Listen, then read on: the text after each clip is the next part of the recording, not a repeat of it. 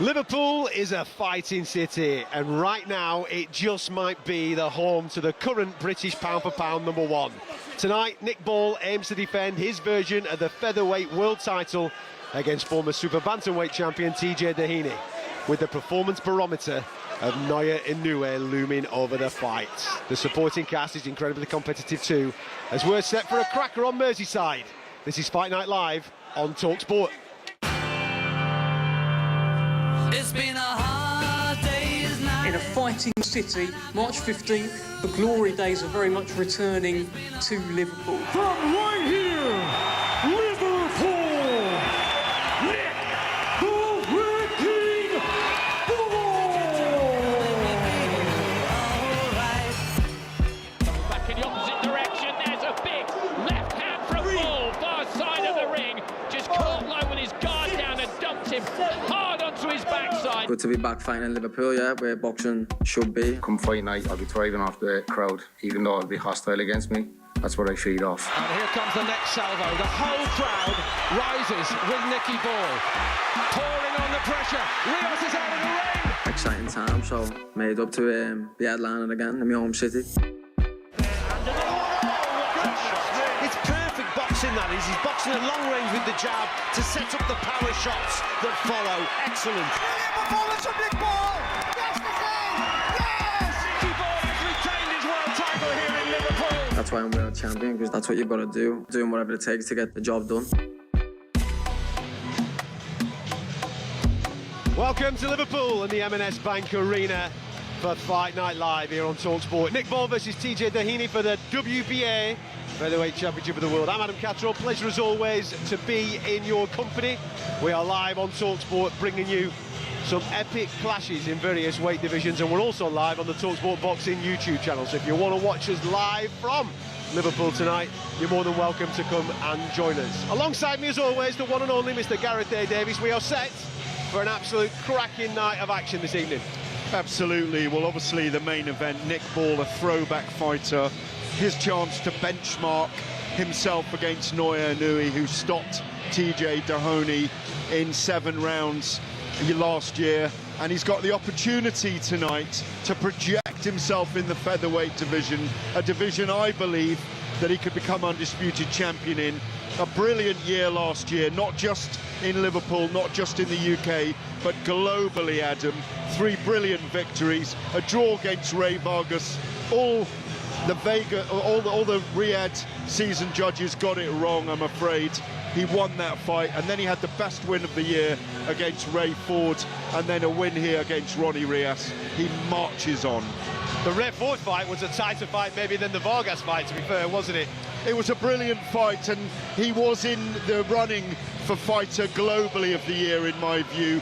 It was a brilliant year for him. He's been wandering around tonight.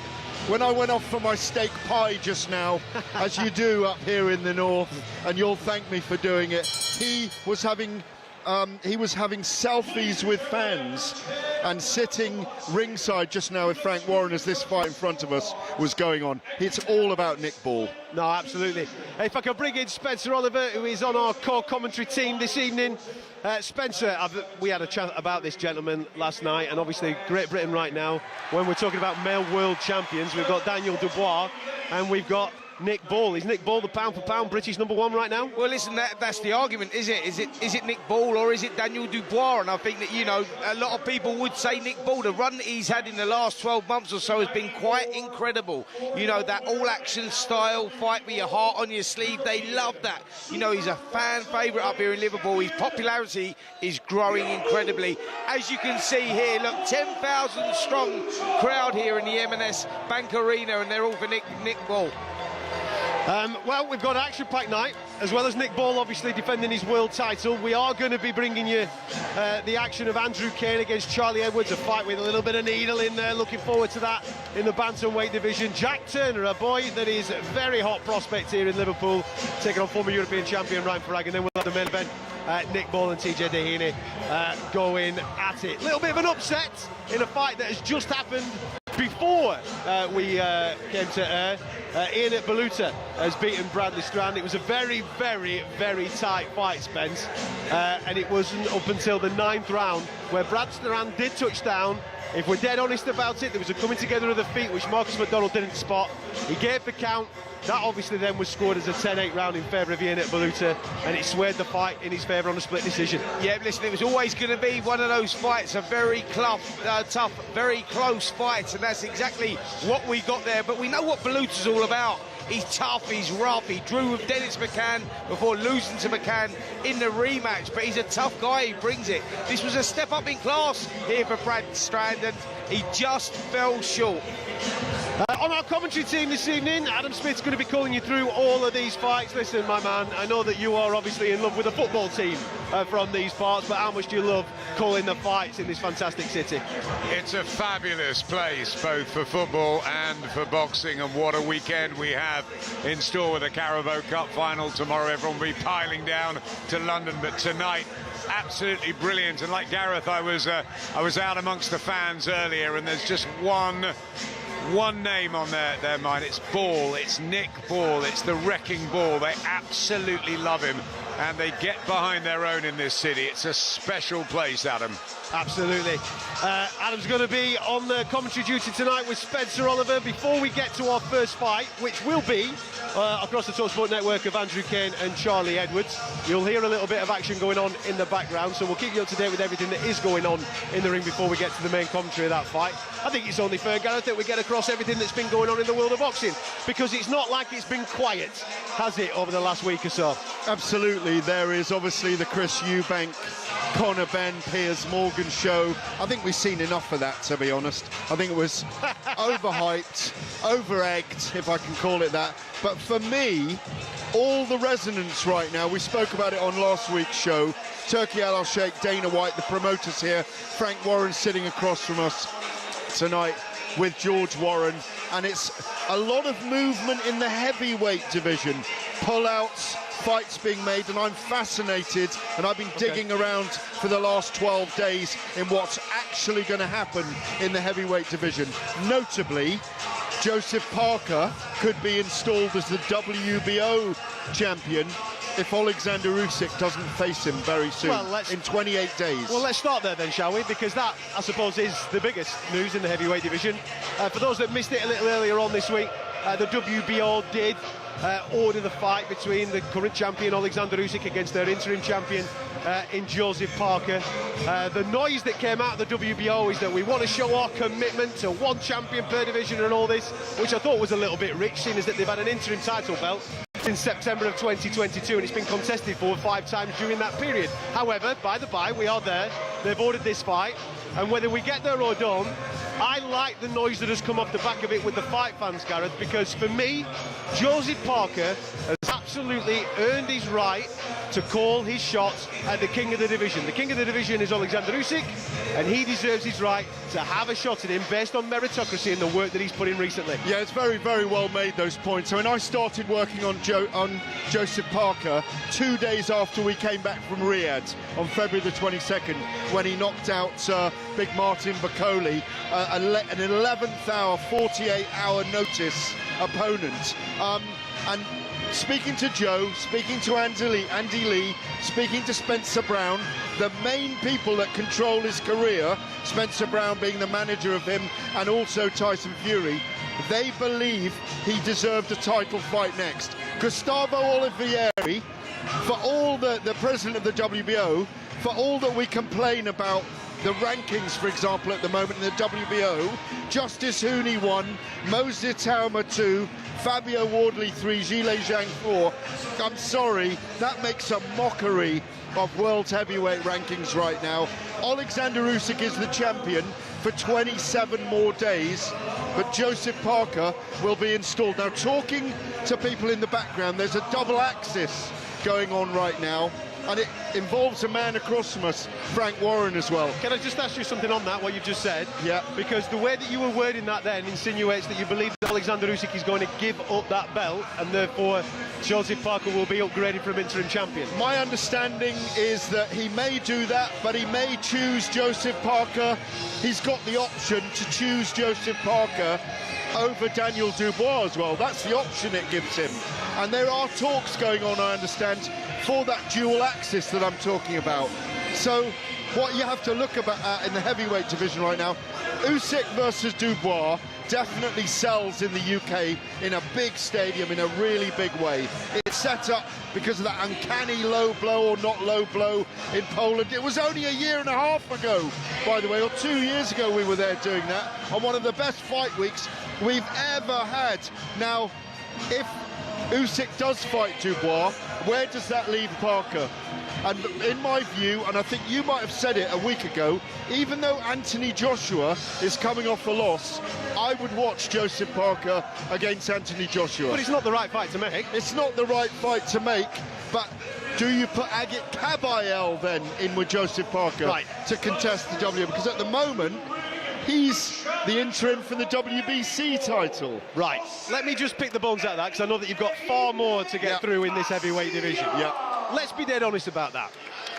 The landscape in the heavyweight division and the landscape in boxing has absolutely changed over the last 2 years because of Turki Al-Sheikh, his attitude of giving the fans the fights that they want to see. The best guys are fighting the best guys, and the best thing for me about and they're being paid well, which is why they're doing it. Right, but the best... The big headline is that we got the undisputed heavyweight championship fight twice. Of course we all wanted to see that, and the big names are getting the big fights, but also the top contenders have been fighting each other. That's been a really key thing with the way that this division has moved for me over the last 2 years.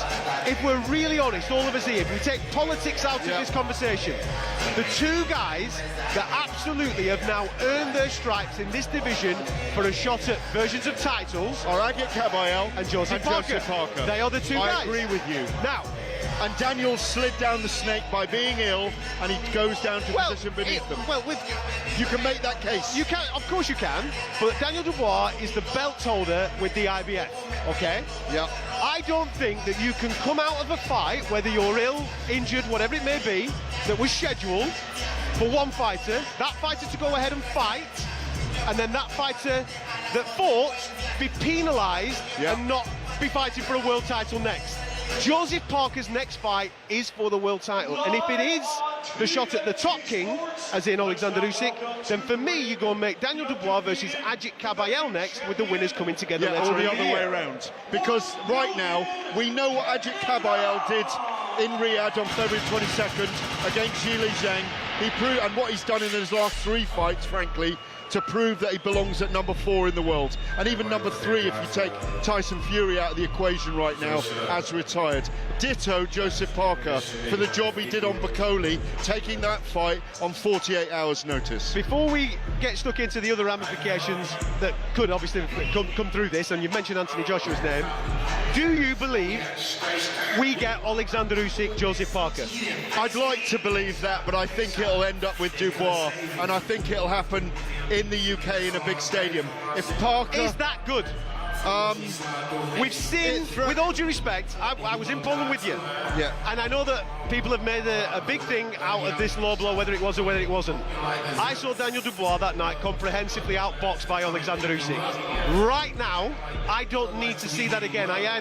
If Daniel Dubois' next fight isn't Joseph Parker, then it isn't Alexander Usyk. Well, let me just tell you this. I have heard on the grapevine that Parker and Usyk's people may have had talks today. That's all I'm going to say. But when you look down the rest of the heavyweight division and what's building, ladies and gentlemen, this bout is Frank Warren's trying to place Lawrence Akoli at the moment. He's very highly ranked. He's in a hurry in the heavyweight division. Which is crazy. He's had 1 round in the heavyweight division. Exactly. Chisora, I believe, is going to fight Dillian White next. That's my understanding.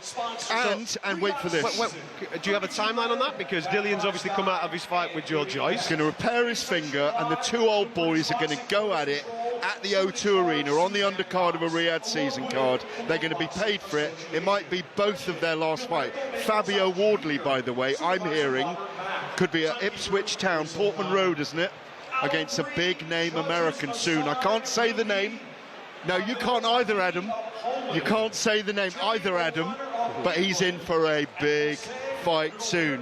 Wardley versus... So, okay then, with that then in mind, because Fabio has obviously come away from holding British title status because we were led to believe that he was going in the direction of Kubrat Pulev. No, Are you saying that it's I'm saying no. I'm saying no. And I'm also saying Eddie Hearn saying this week they were close to announcing an Anthony Joshua fight. I don't buy that right now. It's Parker or it's Fury for me, for him. That's where I see it. It ain't... Well, if Fury's doing Soccer Aid. Fury's doing Soccer Aid with Wayne Rooney, I don't think we're going to see him this summer. I think he's occupied. There's talk about him doing a tour down under with Spencer Brown and his team. Do you know what, though? Kabayel as well. We haven't spoken about him. I understand he may be going to Germany to rescue some big stadium fights. And even the name Vladimir Klitschko, I'm not saying it's Klitschko, but even the name Vladimir Klitschko has been on people's lips. Right. Well, this is getting crackers now, isn't We're it? dreaming, I know. We're in Liverpool, it's okay. If you are tuning in via our stream, we are on the talkSPORT Boxing YouTube channel right now. You can come and join this conversation, get stuck into the comments. We're obviously live on talkSPORT. Just a little reminder, we are at Fight Night Live. Currently in the ring, there's announcements going on for Jadier Herrera against Jose Macias Enriquez. We will keep you across that fight. Adam Smith's going to be keeping across that fight for you as that progresses. The first fight that we will bring you live on talkSPORT this evening is going to be Andrew Cain, Charlie Edwards, followed by Jack Turner and Ryan Farag, and then Nick Ball and TJ Doheny.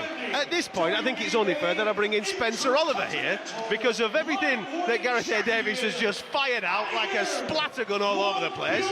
Pick the bones out of everything you just heard, mate. I'm going totally different to what Gareth just said because I'm hearing through the grapevine and from very good sources that they're very close to making Alexander Usyk versus Daniel Dubois. The WBO title will become vacant. You will see that fight between Joseph Parker and Anthony Joshua for the vacant WBO title, and then the winner versus the winner for the undisputed. So get on that one. So, Adam, your issue is going to be Anthony Joshua getting a title shot because he lost his last fight against Daniel Dubois. He didn't just lose his last fight. Yeah, but I think it works in the rhythm of the heavyweights. The guy who's losing out there is Agit Kabayel, which is ridiculous. No, I know, but that is the landscape, and that's the way that it is going to go. And then Agit Kabayel will fit in there somewhere with the winner of the winner, but he's going to have to sit it out for a while. That's the... But he shouldn't have to. But even in your world of UFC, where the best fight the best all the time, the trouble is there are always going to be people sitting out. Yeah, and there was we're always going to be that right now in the heavyweight division. And remember, they're all overpaid at the moment. I don't mean overpaid, but the market value is very high at the moment, isn't it? So they all want to fight as much as possible. Okay, all right, listen. We'll come to politics and how this is going to play in a minute, Spence. What should happen? Tell me what should happen. Well, Agit Kabayel obviously is the interim champion, so he should be getting his shot. With who? WBC. WBC. Yeah, with the WBC, of course. Yes, Kabayel should be getting that shot with... Forget the politics, forget the belts. Forget that, just forget it, yeah. Right? We'll come back to it in a minute because we know how it's going to play. Let's talk about the world that we idealistically would love. What should happen? Forget the belts, forget who's interim champion, who's earned what, who should be fighting who.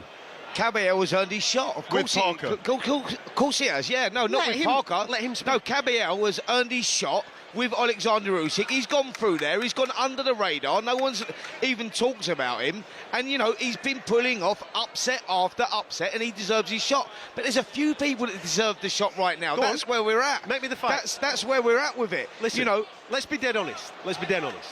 You've just mentioned, we mentioned 2 minutes ago, Kabayel and Parker are the guys in form, beating high-profile guys that have also won some high-profile fights. They are the guys right now that are hot and have earned the right to have a shot at the top fellas. More so for me, it's Joseph Parker. So Joseph Parker versus Alexander Usyk should be the fight that gets made, with Agit Kabayel fighting Daniel Dubois. They are the two fights that should be made in the heavyweight division. Yes, they should be, but it won't be. That is the Wild West of boxing. That's what's happened all the time. But isn't the game changing? But the game has changed. You can't say it hasn't changed. It's changed massively. There are people in big fights, and Cabiel's still involved in big fights, big paydays. He's going to get there. He's earned his right as the interim champion to get his shot. But there is a queue there, Ads. But Anthony Joshua shouldn't be in the queue. So you're thinking... Come on, he should not be in the queue, should he? No, he should, based on body of work and how he would sell commercially. Now, I know you're thinking with Dana White's head on. So I've got Dana White sitting next to me on my left right now. No. Yeah, I have.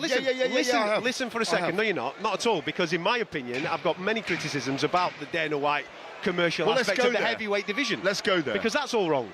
Well, we need to have Tom Aspinall against John Jones next, don't we? Absolutely. And that needs to happen. And we should have had it before. If they can't make it happen, they're failing. Listen. And that should have happened before Stipe Miocic. I'm on record saying this. Yeah. Let's get this out of the way, right? I am not the MMA guy. I am not the UFC guy that is bootlicking Dana White. He does a lot of things wrong, and there's a lot of things wrong within the UFC, of which I call out all the time. I'm calling out boxing. This is a boxing show.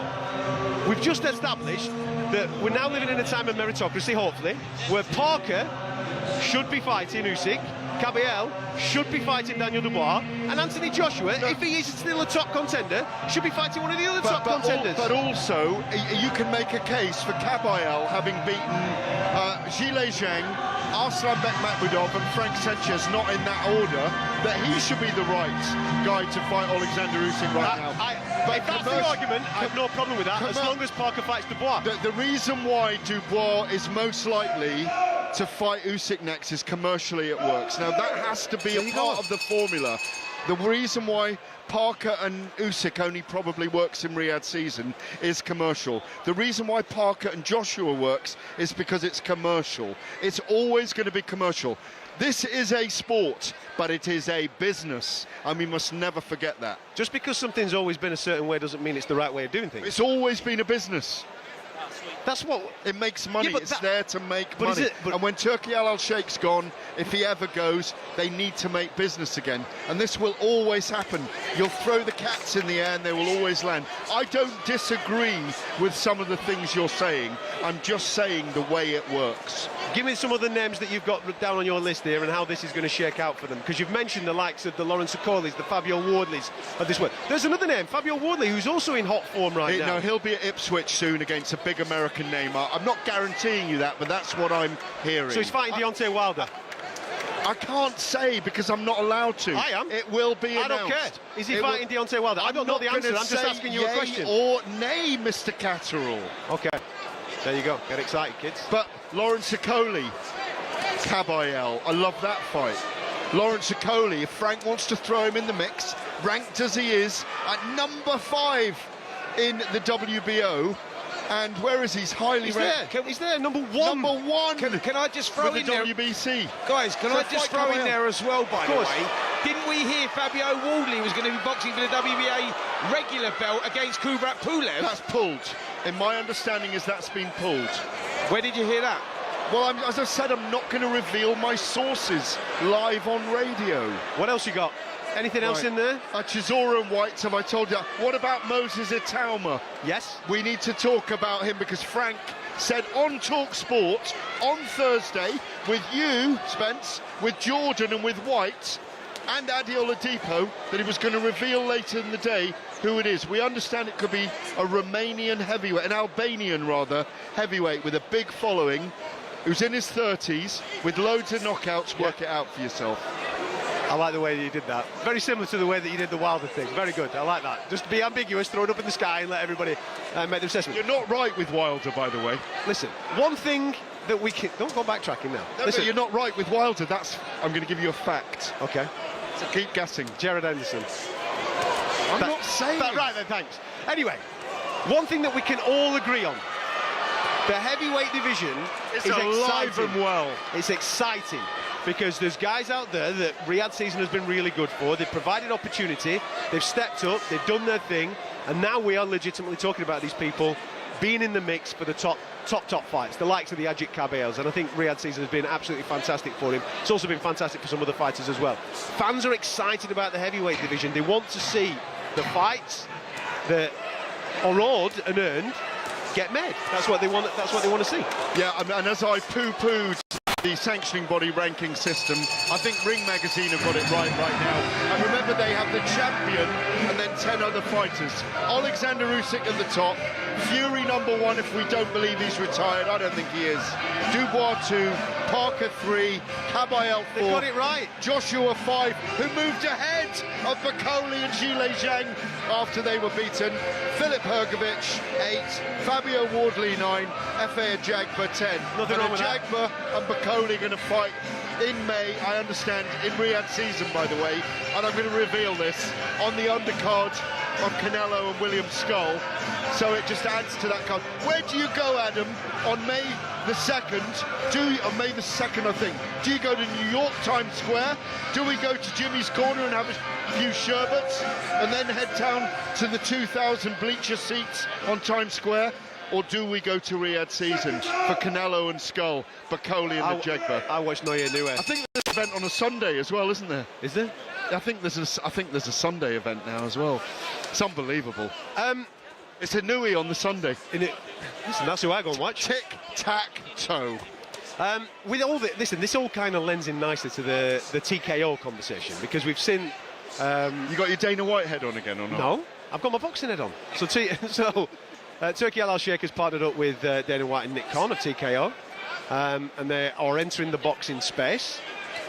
We are led to believe that their first workings together might be the Canelo Crawford thing coming up in September time. I do think that will happen. Over in Las Vegas. And there's been loads of fallout off the back of it. Loads of people have given their opinion of how things are going to materialise and how things are going to go. I think there's a bit of time. I think we've got at least 18 months before we start to see anything of any real fruition of how that partnership is going to affect the current landscape of the game. But I think it's only fair that we get the educated minds on this panel to give their opinion. So how do you think that merger, or that coming together of those great minds and deep pockets, is going to affect the current landscape? To steal a phrase from Eddie Hearn and Frank Warren latterly in the last couple of days, I think it's really exciting for boxing to have big brains like Turki Al-Sheikh and Dana White and Nick Khan putting their heads together with a very, very successful TKO holdings group, or group holdings. They are very, very brilliant at what they do. I think it will take time. I think they will all work together, and then they won't work together. I think, you know, did Oscar De La Hoya put out his slanging clapback Thursday on Dana White in the end? I don't think he did he? He withdrew that, he reneged on it because he thought better of it. These guys will help to improve. These guys will look at the way the sanctioning bodies are for a year and a half, and everybody will have to adapt and adopt. It will make the sport, because this is where I do agree with you, it will make the sport better in the long run. What do you think, Spence? Yeah, I totally agree. I think that it will make the sport better in the long run, and it is the long run. I think that, you know, this is going to take time. I think we've just recently heard that Turki Al-Sheikh and TKO have said that the 4 belts will be staying. They will be sanctioned. People talking about the leagues and one for champion. 18 months. Yeah, for one champion. Yeah, but what I'm saying is, for the immediate future, that is the way that it is. So they're going to be working. The sport is growing. Look, with Dana White wanting to come into boxing and get involved with Turki Al-Sheikh means that boxing is in a healthy state anyway. Like, you look at the fights that are being made, and, you know, you're talking about sanctioning bodies and the best not fighting the best. Well, we've been spoilt with that recently. We've been getting that recently. Now with Dana White, I think the sport is going to improve even more than it already is. But there's room for everyone. We're still going to get the promoters. Everyone talking about, you know, what's going to happen with Eddie Hearn, what's going to happen with Frank Warren. They will still be there. They'll still be a big part of boxing. Dana White has just got a good involvement as well, and we see what's going on with these Premier Leagues and the World Cup, WBC World Cup boxing. We need change in the sport as well, but I think it's in a very healthy state, and I think it's just going to grow even more so. Adam Smith, if I can bring you in, I'm going to ask you on 2 counts here. First and foremost, I mean, it looks like these two are going at it in the ring. Give us an update on the current fight that is taking place, please. Yeah, thoroughly enjoying this one. Javier Herrera, who's the very skillful Cuban southpaw based in Dubai, undefeated in 16 with 14 knockouts. Having a little test here from Jose Macias Enriquez, who is taking the battle to Herrera, but Herrera just a little bit classier. Big clumping left hooks, and Enriquez has got some chin on him. I'm enjoying this one. The second thing which I wanted to talk about, and I don't want to disturb your enjoyment of this fight because I know that you're absolutely right into it. Obviously, we've all been discussing there. How do you think that Turki El-Sheikh, Dana White partnership coming into the game of boxing is going to affect the current landscape? I think it is going to affect the current landscape, but I'm with you guys as well as what Eddie and Frank are saying, that anything that moves forward in boxing is exciting. I like a change. We've seen a massive one in the last year and a half with Turki El-Sheikh and what he's done, the best fighting the best in Riyadh and around the world. That's great news for fans. That's great great news for fighters with opportunities, and surely more will come out of this with the big guns now in, with Dana White, Nick Khan and the TKO group, who I think are going to try and dig up boxing and really try and change things within the next 5 years or so. But it is going to take time, and Frank Warren, Eddie Hearn, Nissa Salin sitting over there, Benn. There's many promoters this side of the pond that are obviously over in America. Bob Arum, Todd DeBerf, Oscar De La Hoya. They're not going to lie down, are they? The governing bodies are still going to be there. There's a lot of history with the belt, so it's going to be very, very interesting to see how Dana White goes about things. But I think it's brilliant for boxing that there's so much focus and so much investment in our sport. You're listening to Fight Night Live on talkSPORT. We are in Liverpool tonight for Nick Ball versus TJ Doheny. Before we continue with further conversations in the world of boxing, let's get over to talkSPORT's Andrew McKenna, who's watching France versus Scotland in the Six Nations. Maka, what's going on? France are leading 10-3. We've played 24 minutes of the first half. Any win for France in this game, and it will mean that they are champions of the Six Nations for this year. They got an early penalty through Thomas Ramos. Then Yermi Mafana got the first try on 17 minutes. That was while Jamie Ritchie was in the sin bin for Scotland, off for 10. Ramos converted that to make it 10-0. But Scotland got back into it with a Finn Russell penalty after Piato Malvaca, the French hooker, appeared to make contact with his head on Ben White, the Scotland scrum half-head. So he's off for 10 minutes for a sin bin, but it's being reviewed by the foul play officer. That could be turned into a red card, which could become a very significant moment. Ramos is just lining up a penalty to restore a 10-point lead for France, which he has landed. So France, 25 minutes played, are 13-3 up. Top man, Micah, thank you very much. We'll keep you across everything that's going on in the Six Nations as we bring you this show live from Liverpool on the M&S Bank Arena and a bit of boxing. We've got 3 live fights to bring you. That's still to come on the show, but we're knee-deep in all this fantastic boxing conversation. I do love a bit of Saturday night debate. Overall, overarchingly, because, you know, myself, I worked with the UFC for 12 years and around MMA for 20 years as well. My overarching feeling is it's good to challenge the fabric and structure of something that's very old school and that does work sometimes and doesn't work at other times. Absolutely. And I think they will make a major shift that will create improvements, but I think there's some things that they might want to do that are maybe impossible to do with boxing as well. I agree. Listen, I think the landscape is definitely moving and it is shaking. It is going to take a little bit of time. I think if we look back at this in 2 to 3 years' time, I think there will be some sanctioning bodies that we look at and we don't look at them with the same high regard that we do maybe today. I think there will be more prominent on having that one champion per division. I think certain belts will be looked at with a little bit more prestige than others, and then there will be a little bit of a fragmentation where certain promoters around the world, they cater for maybe the nurturing of certain fighters and they get to fight for the brilliant British titles and the European titles, but once they get to a certain level they then go off to the big show to be fighting for the Ring Magazine type of belt. You've just done your weekly show on UFC 313. When I went to the very first UFC when Michael Bisping in America, I was the only British journo covering it at the time, from the Nationals, fought Rashad Evans at light heavyweight. There was a 3-round fight and it was the main fight on the card, and I remember the first thing I said to Dana White and a group of the guys at the press conference afterwards was, why on earth isn't the main event 5 rounds? Dana listens. Within a few months, this was 2007, within a few months or the next year, they've made main events 5 rounds. But that's because he listens. And that's the to key. Journalists, to fans, to fighters. Because that fight, if you recall, Michael lost in a very, and we both love Michael Bisping and what he achieved, and he was my poster boy when I was covering it. It was the only thing I wrote about at the time, he and Dan Hardy. But they improved it straight away, because when they go into every event, they listen and they say, do you know what, that change works. We're not going to not change it because we do it like this. We are going to motivate our fighters by making changes that work for them. But one of the prime examples of that recently is the glove change. They changed the gloves, the knockout ratio came down because of the change of gloves, and they've changed it now back because that's what they sell. They sell those moments that get people on the edge of the seat and get people extremely excited. But as well as what you've just said about Dana, I do believe that Turki Al-Sheikh listens. He does. I think he is a person that does listen to the crowd first and think, what do these people want? Let's try and deliver that. A couple of weeks ago, the WBA president, Gilberto Mendoza, said, why don't we go back to 15 3-minute rounds? It wouldn't surprise me if they went to 10 twos, because there's more action in the heavyweight division. If they want to do that, they'll trial it. But the point that I was kind of getting to with people listening, you've mentioned Dana listening, Turki Al-Sheikh listening.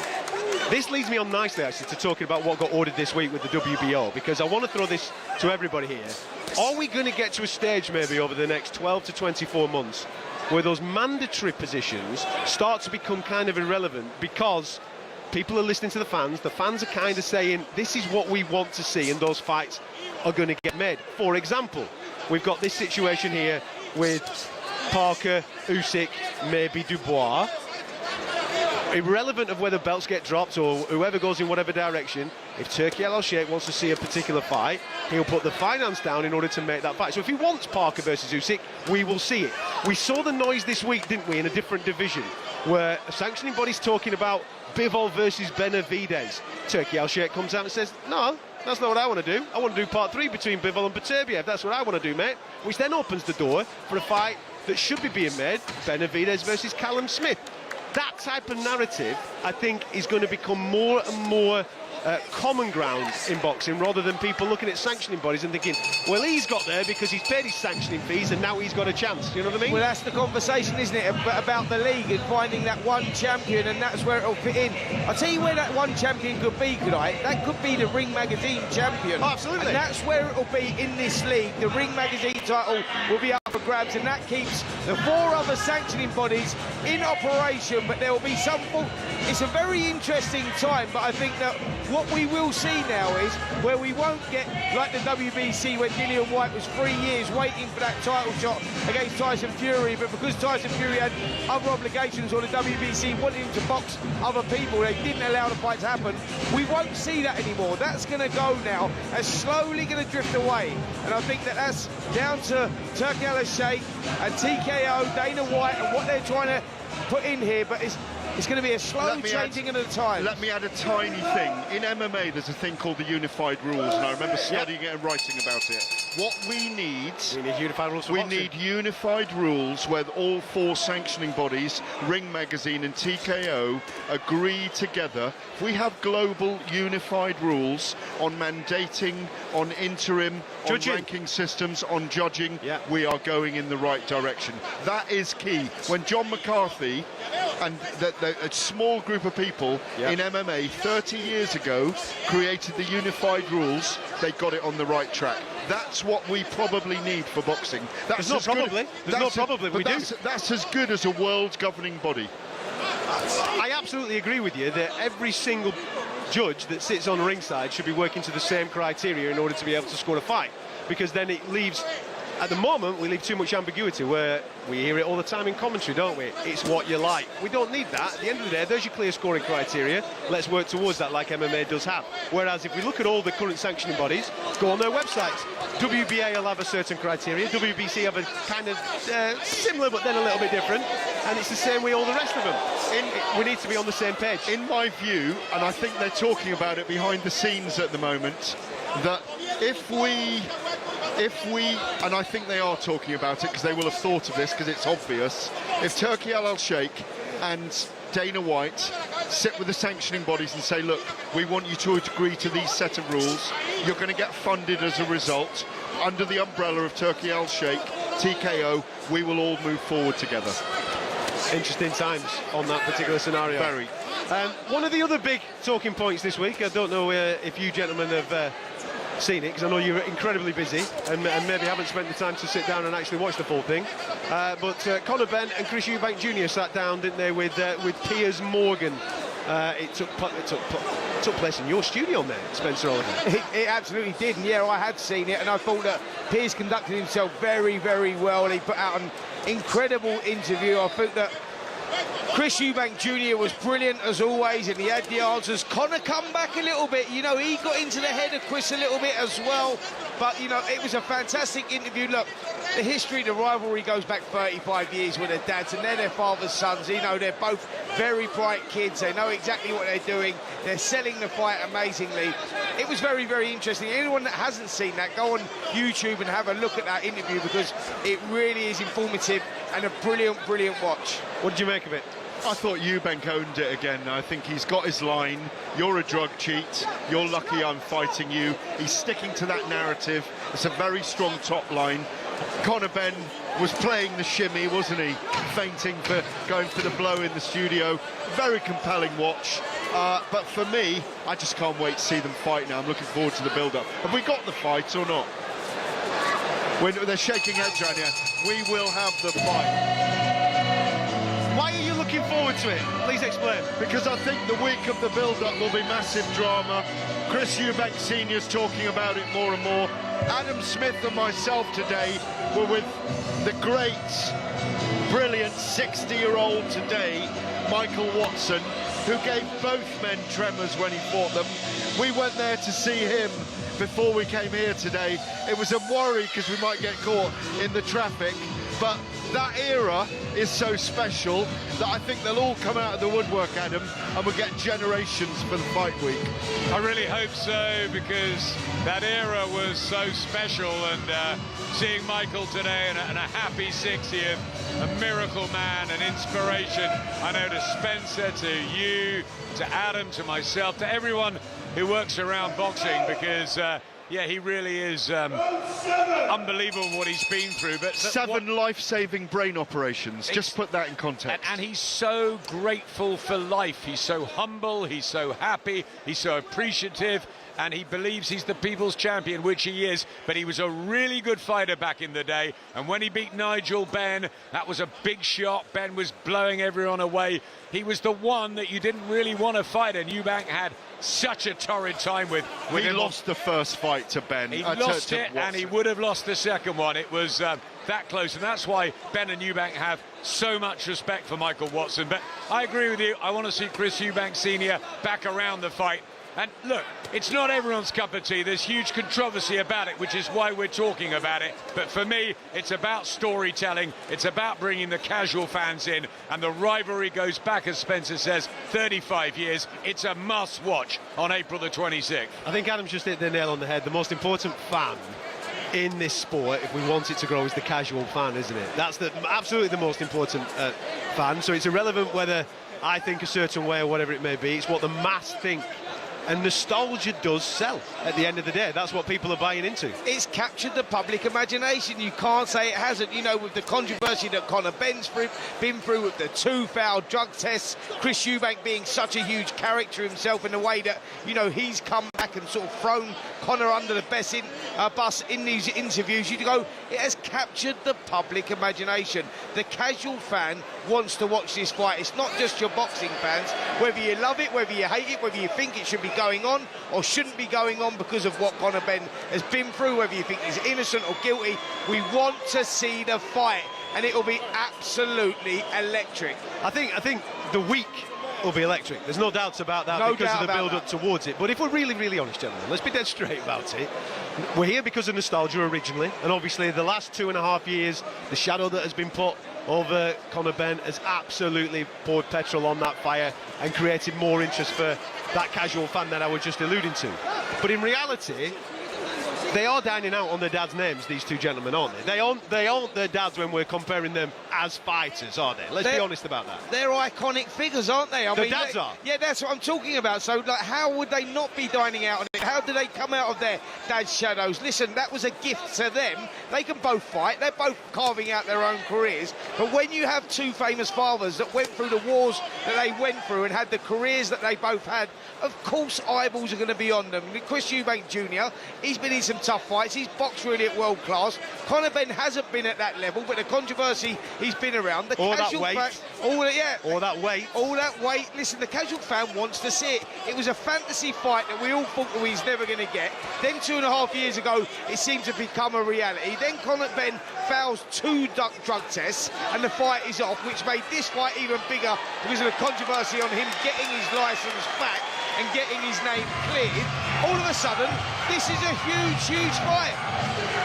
Yeah, the other thing about it is, in all my time, and Adam, you'll ascribe this, Adam Smith, I can only ever remember the daughters of great fighters fighting each other. I went to a fight in 2001 between Layla Ali and Jackie Frazier-Lyde in a circus tent with the old men there, Ali and Frazier. Ali Frazier 4, they called it. They had a cat fight for 7 rounds. It was extraordinary. Frazier-Lyde was a lawyer and fighter. This is an opportunity that doesn't happen very much in boxing. Yeah, I know they're 2 weight divisions apart, and it's also the biggest bloodlust feud ever in British boxing history between 2 families, and the 2 young men have known how to embrace it and sell it. The people will decide on the day, won't they? The people will decide on the day. You can hear the music going off in the background because the fight that Adam Smith was keeping his eye on has just concluded. We didn't get to the final bell, Adam. We didn't. Javier Herrera wins another one of his toughest fights to date, but stepped up brilliantly and was just too much for Jose Enriquez, who stopped for the first time in his long career. So Herrera moves to 17-0 with 15 knockouts. He really is someone to keep an eye on. The 22-year-old Cuban based in Dubai under Frank Warren. He's a character. He came in a great costume into the ring. He's always got different boots, different hairstyles. He loves to dance, and he could fight, Adam. During our conversations there, I was just casually looking up every now and again and catching him. He puts a lot of everything into every single shot, doesn't he? I tell you what, he takes a good shot as well. Let's be right there. His opponent was giving it to him as well, but, you know, he ticks all the boxes. He's got a lot of character, this kid. Looking forward to seeing him progress because, man, he's got dynamite in either hand, and that was a great performance. I've got to tell you as well, the performance after the fight with him dancing in the ring, that was fantastic as well. No, absolutely. You can hear in the background Thomas Treiber there just announcing the winner of that fight, Javier Herrera. Congratulations to him. On talkSPORT, we are still going to be bringing you Andrew Cain versus Charlie Edwards. That's going to be our first live fight, and that's going to be coming up in the next 5 to 10 minutes. So make sure you're around for that. We have got Jack Turner. He's a hot prospect coming out of Liverpool. A lot of people talking about Jack Turner. A flyweight, 10 fights, 9 knockouts. Flyweight, you heard me, I'm not mispronounced it or anything like that. He's a pocket rocket with dynamite in his hands, and he's taking on Ryan Farag, so we're looking forward to that. A super flyweight, should I say, but he has got that dynamite in his hands. And then later on, speaking of pocket rockets, Nick Ball taking on TJ Doheny. You've been across this all week, Spencer. You've been up in Liverpool, you've been in the Merseyside air. Anything to report from the weigh-ins and the press conferences and various things that you've seen across each individual fighter? There's a bit of needle between Cain and Edwards, isn't there? Yeah, there is needle between Cain and Edwards, and there's been a bit of needle between Nick Ball and TJ Doheny as well. And let's start off with Jack Turner, the super flyweight who you're talking about, 10-0, 9 KOs. I got the pleasure of interviewing him. Well, I come up, I don't know what it is here in the water in Liverpool, right? Tony Bellew. Yeah, I've always said to Tony Bellew, when you interview him, when he's in fight mode, I said, he's got shark eyes. Yes. He looks at you and he looks through you, and it's like, it's very intimidating. Well, guess what? Young Jack Turner, 23 years of age, he's got that as well. He's got that menacing look where you go, I said, listen, Jack, you're not fighting me, son. You know, don't worry about that, but it is that menacing look. He's got the devil in him, and I like that. Well, we're going to be bringing you that live fight very, very shortly. Do stick around. We're going to get more thoughts from Adam and Spencer in a minute, but Gareth A. Davies is with Frank Warren. Over to you, Gareth. I am with Frank. Frank, a great night in Liverpool already. Yeah, been some fabulous fights. Some really good kids making their debuts and done it in style. Last fight, Davey had that was a really exciting fight. The opponent comes and fights, tough as anything, tough Mexican. Made a real good fight of it, and the referee called it quite right at the end of stopping it. But he's a star, and I really feel this guy's going to go and win a world title. It was unmistakable as I went for my steak pie just now to see Nick Ball making his way to you to sign loads of autographs and selfies with fans and sit ringside with you for Brad Strand, who was in a very close, very unlucky fight with Yambalu. Look, I'm sitting here, right? He got knocked down there. It was a trip. That was never, ever a knockdown, and that cost him the fight. Really got it so wrong, Marcus McDonald. So wrong. Tell us what you think, Frank. Sorry, mate? I said, tell us what you think. Well, I don't disagree with you. This is a very close fight. It was a close fight, but it wasn't a knockdown, and, you know, the referee should be on it, and he wasn't on it. I want to ask you about Nick Ball and how relaxed he was to come and sit ringside with you earlier. He's a throwback fighter, isn't he? He is, but they're very close, the stable, the triangle table. You know, with Paul Stevenson, they all come and support each other, and, you know, that's how it is. And that's probably good for him, rather than sitting in the dressing room. He's got plenty of time to get ready and warm up, you know, to come out and sit here and watch his mate fight. You know, that relaxes him, and I'm delighted for him. Paul is a throwback. For me, he's probably one of the most exciting fighters in the world. From the first belt to the last, he's giving everything. And people underestimate his boxing ability. He's a very hard guy to catch. If he does a demolition job or looks very impressive tonight against his opponent, TJ Doheny, he is a good fighter, and we mustn't underestimate him. But would you like to see Nick get that fight we all talk about with Noya Nui? Yeah. I'm going to tell you something. People may think I'm being bold or whatever you want to call it. I genuinely do feel he had the beating of it. Wow. He'll be coming up a weight, and I feel Nick's style. I hope it'll be one of those that we've done over the years, where our guy's gone in as a big underdog and done the business. I genuinely believe he can beat. And talk to us about Liverpool. It's one of the great fight cities of the world. Does it rank right up there in the top 10 for you? Yeah, it does. I mean, look at the fans. They come out, they like their fights, they fighters, they get behind them.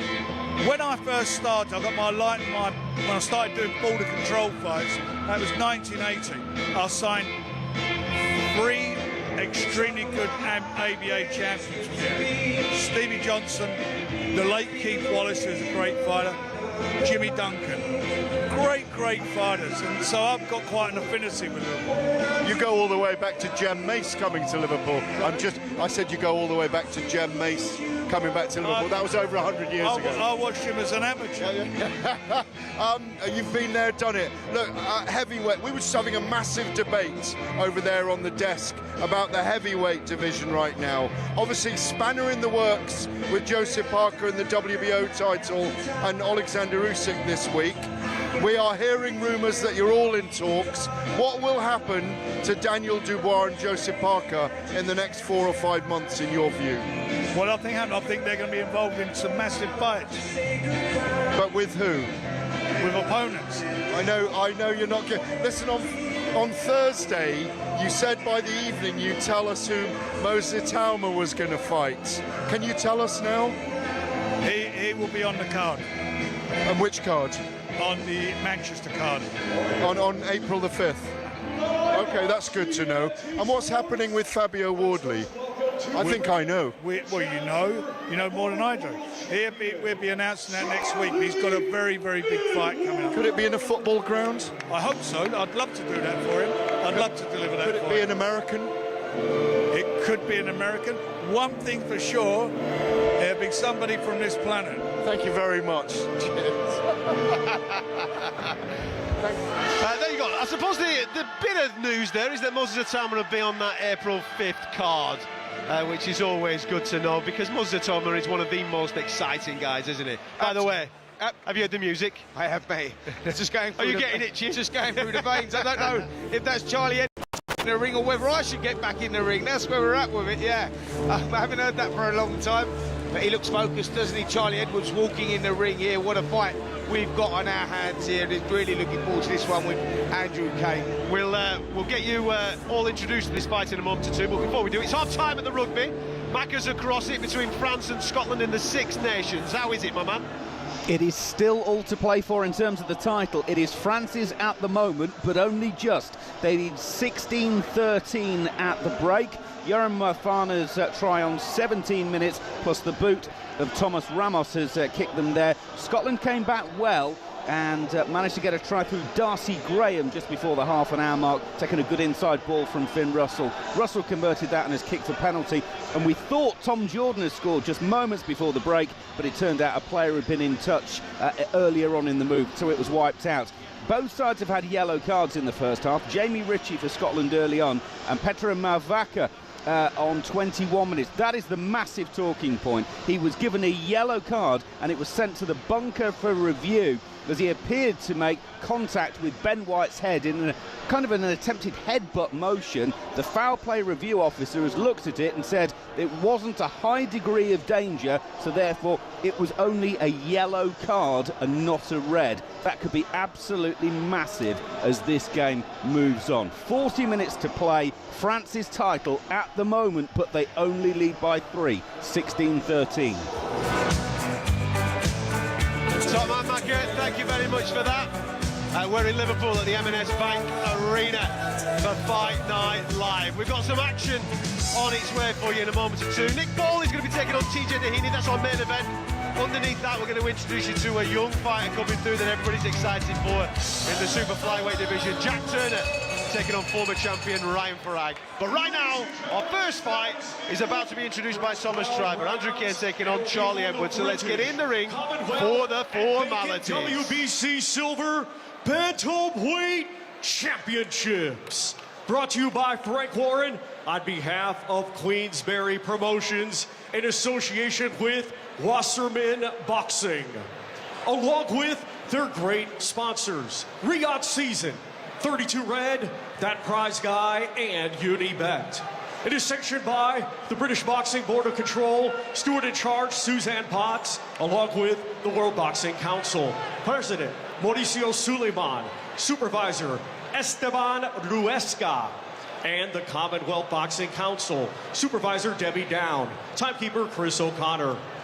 Our 3 judges assigned, all from England, will be Steve Gray, John Latham, and Marcus McDonald. Our referee in charge, third man in the ring, will be Victor Laughlin of Scotland. Introducing to you first the challenger, fighting tonight out of the red corner. He comes to the ring wearing black, gray, and white, and weighed in officially at 8 stone 5 pounds. Coming to us from Epsom, Surrey, England, he has a professional record of 20 wins, just 1 defeat. 7 of those 20 wins coming by way of knockout. Ladies and gentlemen, please welcome the former WBC flyweight champion of the world, Charlie Edwards.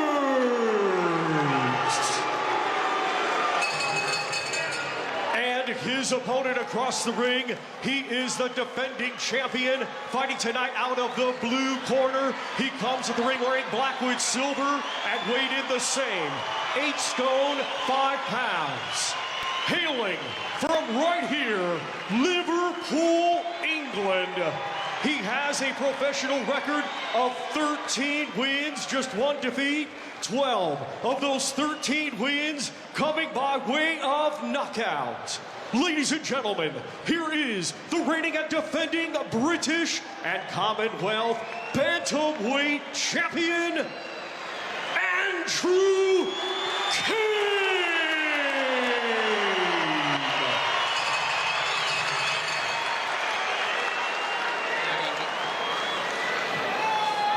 Okay, boys, you know the rules. Oh, remember, obey my commands at all time, defend yourselves at all time. Touch gloves, God bless. I'll tell you what, The energy level in this room has just gone up a touch. Here we go. First fight of the night, live across the talkSPORT network. We are on the talkSPORT Boxing YouTube channel streaming as well. Calling you through Andrew Cain and Charlie Edwards. It's Spencer Oliver and Adam Smith. Thanks, Adam. It's a crackling clash as British and Commonwealth 8 stone 6 champion Andrew Cain defends his belt against the former European and world flyweight champion Charlie Edwards. It's the Liverpool bantamweight on the way up. It's the Epsom Edwards who's on the comeback trail. He's in really good form, and it should be a brilliant 12 rounds in store. It's power against skills. Charlie Edwards taking his time to get into that ring and moving around every part of it early, because he'll need his footwork, he needs his skills, as Cain, just like the Predator, he sprinted into the ring, and now he's right in front of Charlie Edwards, who just pops out a right hand and is trying to get into an early rhythm, Spencer. Yeah, we can already see the pattern of this contest. Cain on the front foot. 12 of his 13 victories have come inside the distance. He likes to work at a very high pace, but Charlie Edwards is a smooth operator, moving around the perimeter of the ring. Cain on the hunt at the moment, Edwards just trying to keep that space. It's the stalker in Cain who wildly misses with a couple of uppercuts, and Edwards on his toes. Defense high, guard good. Both in black trunks, but it's Edwards with the tattoos on his body, and his brother Sonny just in front of us at ringside, living and breathing every moment of this. And it's a decent start, this, from Charlie Edwards, as Cain yet to really get his range, boxing and moving well inside the first couple of minutes. Yeah, Edwards moving around side to side, trying to keep that distance. Cain stalking forward, misses wildly with a right hand, and again Edwards on the back foot, switching left to right. Cain, very much the home fighter with the support. Jab to the body. Just wants to try and press Edwards back onto the ropes or into a corner. But it's the fleet-footed man from down south who's giving the Scouser plenty to think about in this opener. It's Edwards' experience. The crowd get behind Cain, but did those land? One did. There's a cut there already. There's a cut for Edwards in the first round. Yeah, that's going to give Cain some real energy now. The cut has appeared early, and it seems quite bad over the left eye there of Charlie Edwards. Cain stalking forward, left hand held low, looking to target that wound. So one of that combination got through from Andrew Cain, and blood seeping down the left side of Edwards' face, who throws a left hook to the body, almost in disgust at being cut early. They'll have to get to work on it in the red corner at the end of the first, which Spencer was dominated by Charlie Edwards. Yeah, Charlie Edwards was covering good ground, and a good clear there from both guys as they go to work on Charlie Edwards. It's actually the head that's cut from Edwards. I thought it was the left eye, but it's actually up high in the head. The blood was running down the side of his face. Cain in the opposite corner, staying on his feet. He's really pumped, he really fancies. Brought an incredible crowd in here tonight. 10,000 strong crowd. Listen to them, they're all up on their feet. They love Cain, and Edwards is going to have to cover a lot of ground in there, Adam, in here, because he has to work hard to keep that space. The electricity is really cutting through this M&S Arena. Liverpool fight nights really like no other. Live on talkSPORT into the second round. British and Commonwealth titles on the line here. The champion, Andrew Cain, the 28-year-old from right here in the city. And it's Charlie Edwards, 4 years older. He's been around forever, had his personal demons, but he's come back. He's a great story. He's a great character, just like his brother. Yep, he really is. Moved up to weight now, bantamweight. Look, beat Asomba last time out for the European title, a title that he vacated to box for the British and Commonwealth. That rarely happens, and again Edwards on that back foot looking to keep the distance. Vaseline rubbed in the high in his head there to cover that wound that I believe was caused by an elbow. May have been an elbow in that first round. Cain switches, southpaw back to orthodox. Edwards so neat and tidy. Wonderful amateur and well-schooled. Only one defeat on the slate for each of these. It's a really good matchup for the domestic belts, and an hors d'oeuvre ahead of what is a fabulous main event to come later. Really good night on talkSPORT tonight. Yeah, it really is. But what a fantastic contest we've got here. There's been, you know, animosity between these two. It has been really heating up as the week has been going on. Cain stalking forward, left hand low, trying to draw Edwards in, but Edwards not taking that bait, keeping the distance well, switching left and right. This is going to be a tough night here for Cain. Yeah, it's all about Edwards getting into a rhythm, which he is at the moment. Just dancing around the ring and frustrating Cain, just popping out these little jabs, the right hands as well. That body shot at the end of the first round. Back comes Cain with a jab to the body. He's trying to slow Edwards down, but at the moment, Edwards utilising all of the pedigree and seasoning, and Cain just looking a little bit pedestrian at the moment. Yeah, it's going to be a frustrating night for Cain as we reach 1 minute left of this second round here, and he's going to be having to work very, very hard here, Cain, and he's got to not get frustrated. Hits fresh air again, big right looping hand, and Edwards poised and measured, and the distance is brilliant from Charlie Edwards as Cain just puts his hands down, showboats, tries to goad Edwards into a fight, but Charlie Edwards having none of it, sticking to the game plan. Yeah, it's going to be frustrating, as I said, for Cain, and he's showing the signs of that frustration as he puts his hands behind his back, luring it. He's trying to lure Charlie Edwards in, saying, come on, son, stand still, let's have a punch-up. Edwards is too old in the tooth for that, but he's looking young and sprightly. He really is. Lovely jabs from Charlie Edwards, who's done much the better work in these opening 2 rounds. And Cain again misses a right hand, a left hook. Late on from Cain, but too late, Gareth, in the round. Yeah, I don't think Cain's frustrated in the slightest. He had a little grin about the cut to the hairline of the left-hand side of the very esteemed champion, former champion, Charlie Edwards. I think he's enjoying it. You look in the corner with Nick Ball's trainer, Paul Stevenson, who's just saying, stay calm. I think he was enjoying the last round. And by the way, after our heavyweight chat earlier, we're running a poll on talkSPORT on the watch-along tonight. Who should be Usyk's next opponent? Get this, guys. Kabayel 7%, AJ 6%, Dubois 31%, and Joseph Parker 55%. Adam, take a bow. Joseph Parker, well, he's the people's favourite at the moment, isn't he? And Gareth and I were with the people's champion earlier, Michael Watson, celebrating his 60th birthday today. It's the Ides of March in Liverpool, live on talkSPORT. So much action ahead, and in the ring at the moment, just in front of us, about 12 feet away, Andrew Cain on the assault here, trying to slow down Charlie Edwards, who's pitched the first couple of rounds, and well, it's a long way to go. Championship distance, of course, of 12. Edwards the challenger tonight, as the early stanzas are right there in front of you. It's obvious what's happening here. It's Cain trying to stalk the aggressor, and it's Edwards trying to dance and move, and can he sustain it for a long, long time? Because he's going to have to, with, I guess, a lack of power, Charlie Edwards. Yeah, that's $1 million question, isn't it? Can Charlie Edwards sustain this pace, moving from left to right all the time? He's covering some miles in there, that is for sure. Cain on the hunt, stalks forward, looking to let the bombs go. Very heavy-handed, but just not getting off with anything yet, as Edwards again shoves out a jab.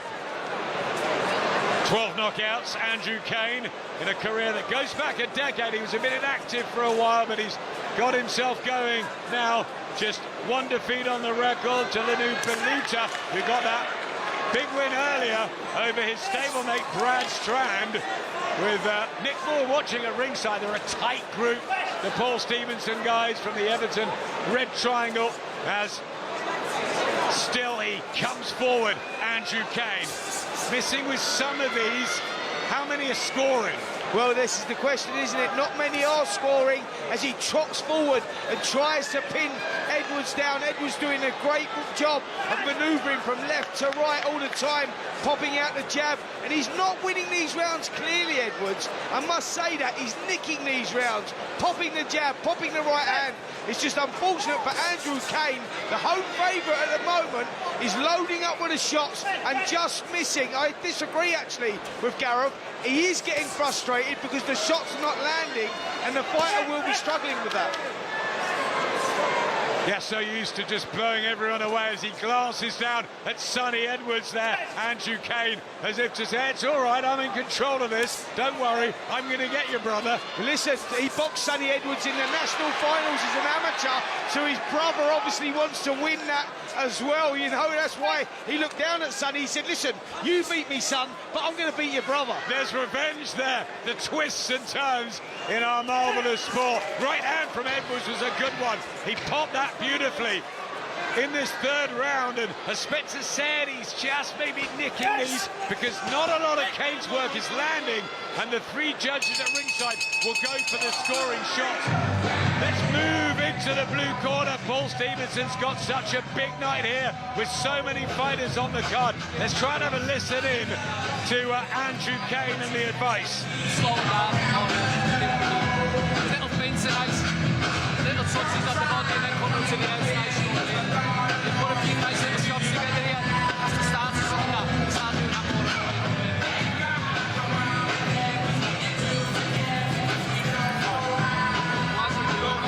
Just running, not doing much.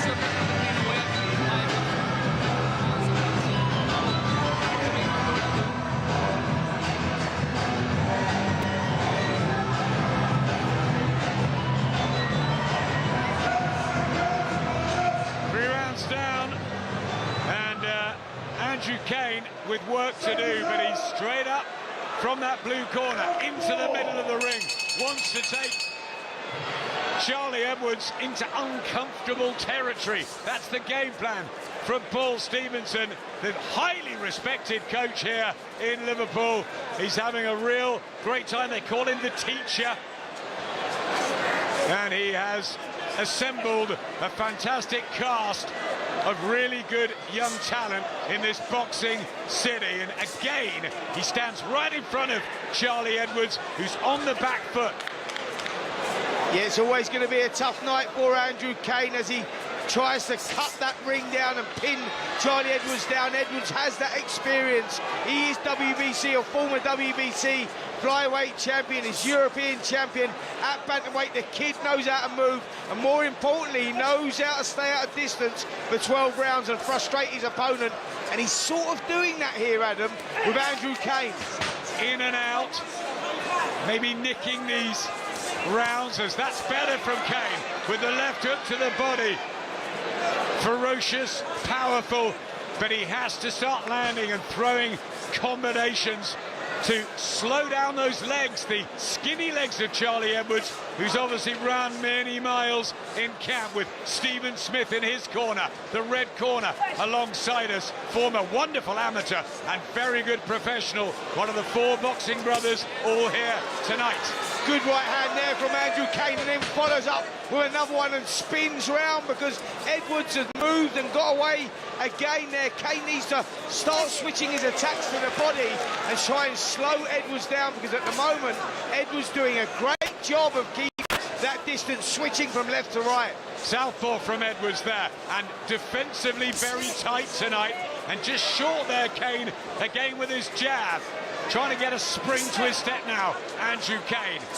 Might realise that he's losing these rounds on the card, and he's going to have some sort of effect on Edwards. Maybe one of these left hooks to the body that he has tried, but all single punches so far, really, from Cain. That's because Edwards is just not sitting in the pocket. He's moving all the time, and as soon as Cain has thrown one shot, Edwards has gone. It's good tactics here from Edwards, but there's a long, long way to go in this one. Can he keep that distance? Cain, very heavy-handed, 12 of his 13 inside the distance. One shot can turn this around. But again, he misses wildly with the left hook. Andrew Cain because the fleet-footed Edwards and a beautiful countering shot there from the Epsom fighter, and he's not looking 32 at the moment. He's looking refreshed, rejuvenated, and ready to take these British and Commonwealth belts, and he's got work to do here, Andrew Cain. There is 8 rounds left, but Adam Cattrall, it's advantage Charlie Edwards. I think we're going to have a nightmare at the end of this, lads, regarding the scoring, and the reason for that is because Charlie's defensive work is absolutely fantastic. He's evading beautifully, he's catching a lot of stuff, but the output is absolutely coming from Cain. Cain's trying to chop him down, but is he landing cleanly? I don't know if he's landing as cleanly as maybe these judges might see. From a Charlie Edwards point of view, I think he is boxing beautifully, but how much effect, Spence, is he having? It's single jabs, it's 1-2 out the back door, but not enough of it. These rounds are really, really close to score, gents. Absolutely, he's pot-shotting there. That's exactly what I said. He's trying to nick it on the back foot. Absolutely. He's trying to nick it, he's trying to steal it, trying to do a smash and grab. But I'm not sure that's going to work. That's why I said, guys, there's a long way to go here. Cain is the home favourite, and he is the aggressor. Gareth, how are you scoring it?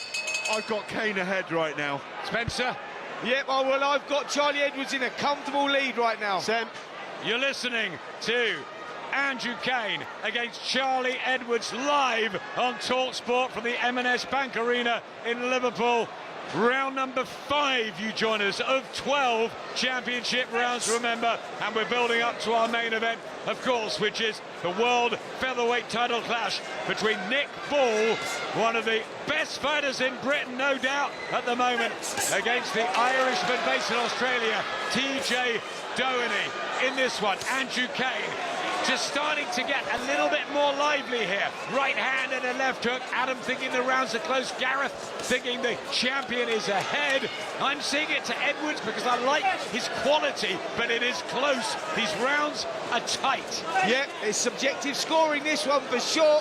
But this is a better start to the round here from Andrew Cain, who threw this jab to the body, whipped the right hand over the top, and he's just starting to close that space.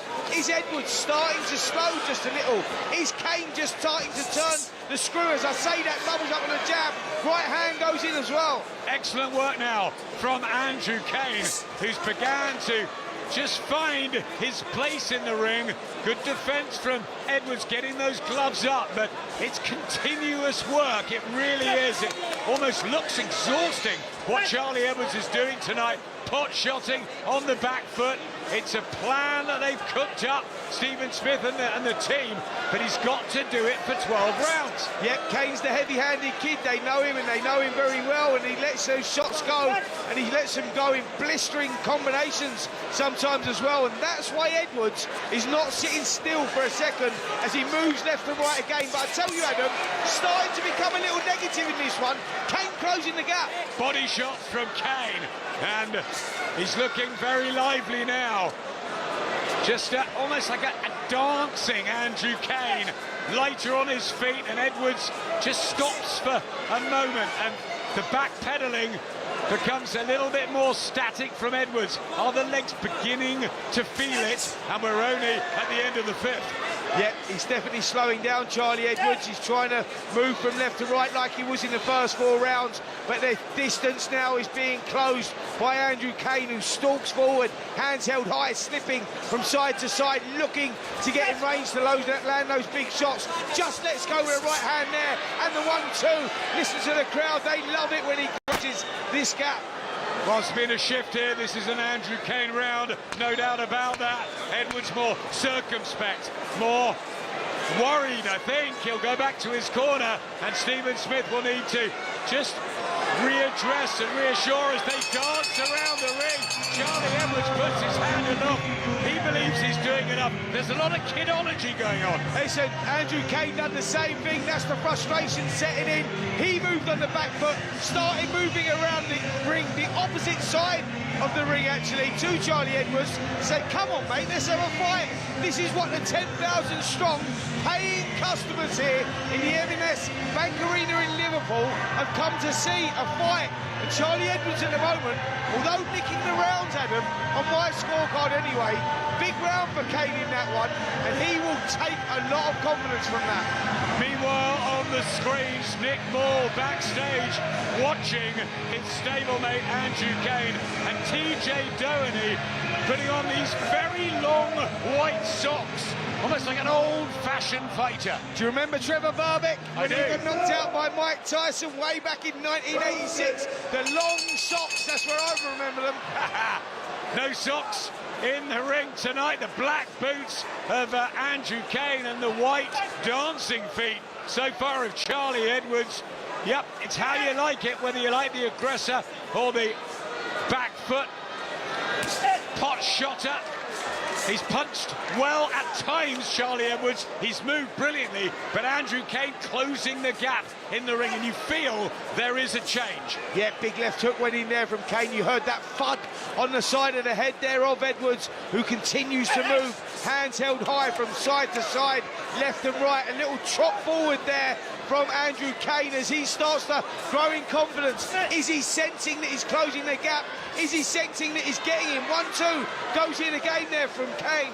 Showboating in the ring from Andrew Cain, almost like he doesn't believe Edwards can hurt him. 7 knockouts on Charlie's slate, and maybe he can't, and maybe that is a problem. And Cain is now not just an aggressor, but he's looking quality too. Yeah, good right hand went in there from Cain as well as he wound that shot up.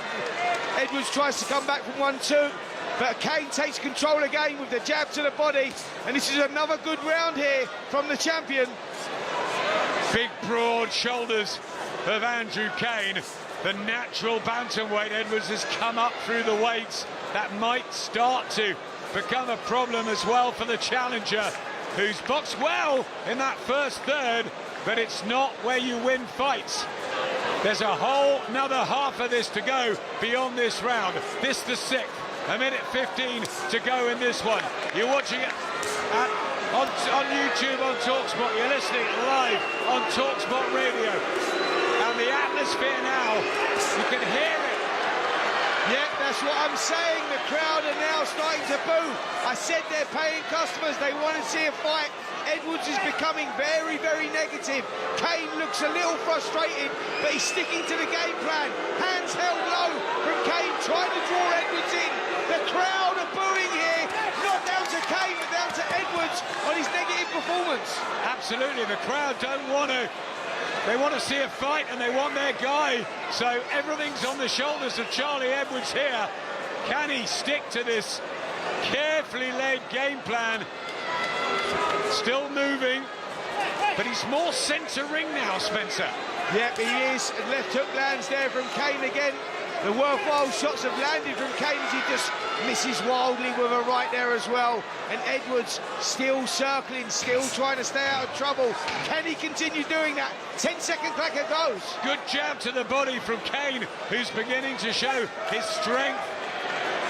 Edwards gets one in, but not enough to win the round. And Cain beginning to close halfway through. Let's get into that red corner right in front of us, and it's Stephen Smith with instructions to Charlie Edwards.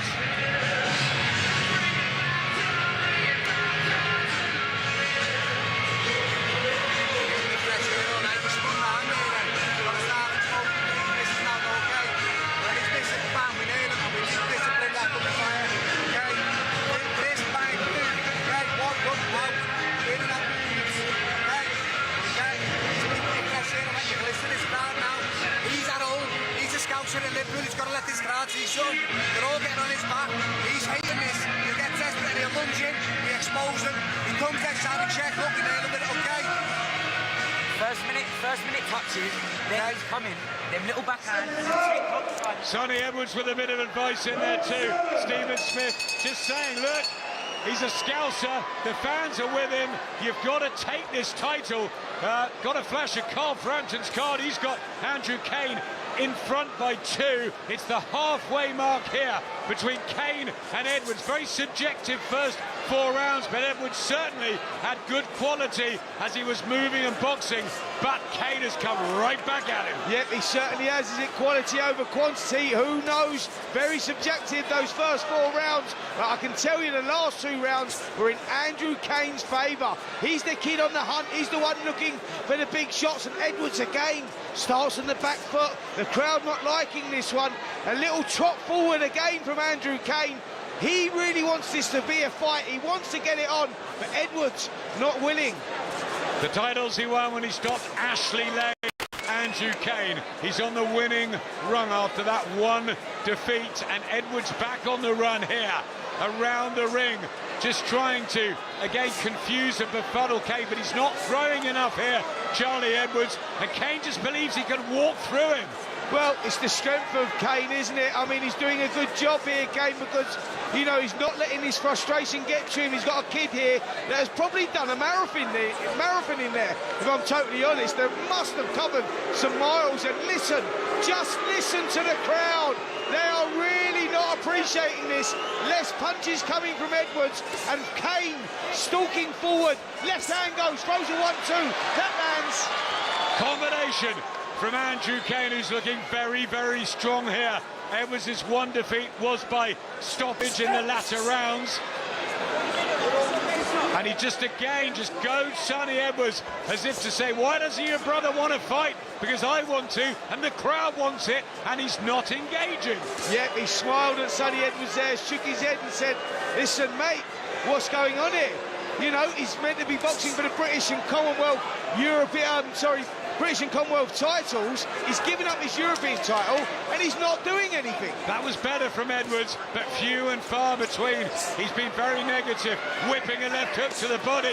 Andrew Cain, he wants Edwards to open up, and it's happening, and Cain is looking really dominant now. Yeah, he's taking over, isn't he? Edwards moving around, doesn't want to sit in the pocket at all. At some point, Edwards, the challenger, he needs to do something. He needs to let the shots go, and he's not doing that. He's nicked the first few rounds on our scorecards, but clearly the fight has swung. It's changed. The tide has turned here. On your card, yes, Spencer, but Gareth had Cain in front. Frampton's got Cain in front, we know that. And I tell you what, he's won this round, and he's won the last couple, and all the momentum here in the ring in front of us in Liverpool is with the city's very own Andrew Cain. Let's bring in Gareth and Adam.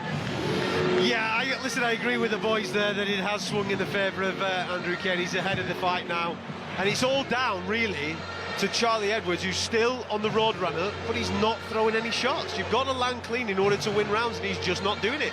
Yeah, I got Cain winning the last 5 rounds. I like his pressing and his predatory nature. By the way, I think it was very hard to hear what Stephen Smith was saying in the corner. He was using some kidology to get into the head of Charlie Edwards by saying they're booing Andrew Cain because they're not getting much action. It's the opposite. The crowd don't like the tactics of Charlie Edwards, and if it goes on for much longer, this is a landslide victory for Cain. Plant your feet, Spencer Oliver, and start to make some impact, because Cain doesn't respect the power of Charlie Edwards. Yep, that's exactly what he needs to do, though, Edwards. If he wants to win this one, he's going to have to hold his ground and let his hands go, because you can't come into the other guys, the champion's backyard, and just nick it, steal it. It's not going to happen. 5 rounds to go. A reminder, you can watch along with us ringside here in Liverpool. Head over to the talkSPORT Boxing YouTube channel right now. Get involved. And this is Andrew Cain against Charlie Edwards. And it was Edwards who was boxing well in the first 2, 3, 4 rounds. He got cut. Cain has come right back, certainly taken the last 3, and by a much bigger margin than the first 4, which was subjective. Yep, massive turn in the tide here, and Cain now really, really dominant. He's got some momentum with him as he slips the jab there of Edwards. Edwards again moving left to right, back on the ropes the whole time. Cain hunting forward, looking for the shots. He's the aggressor here, and that is winning this fight. Just all the time trying to trap his foe into a corner so he can unleash a couple of big combinations here, waiting his time, Andrew Cain. But he really is a predator now, and Charlie Edwards on the back foot, but his jab's not what it was. He's out of range, he's lost his whole rhythm, his plan, his poise, and he's not, as Gareth was saying, planting his feet and giving it a real go here. No, he's not sitting still for a second here, and Cain stalks forward, throws a 1-2. Left hook lands to the body, he's up on his toes again. jab goes again, misses the target, but it doesn't matter if he doesn't hit the target at the moment, because he's the one that's trying to force the pace and force the fight. Edwards just misses with a rare right hand.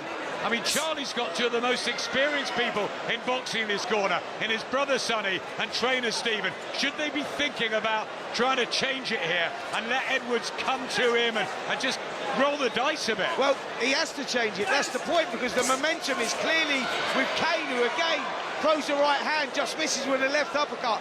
But yeah, if he wants to win this title, if he wants to win it, he's in the twilight of his career right now, is Charlie Edwards, 32 years of age, been European champion, been world champion. He's rolling the dice, but he's not rolling them, Adam.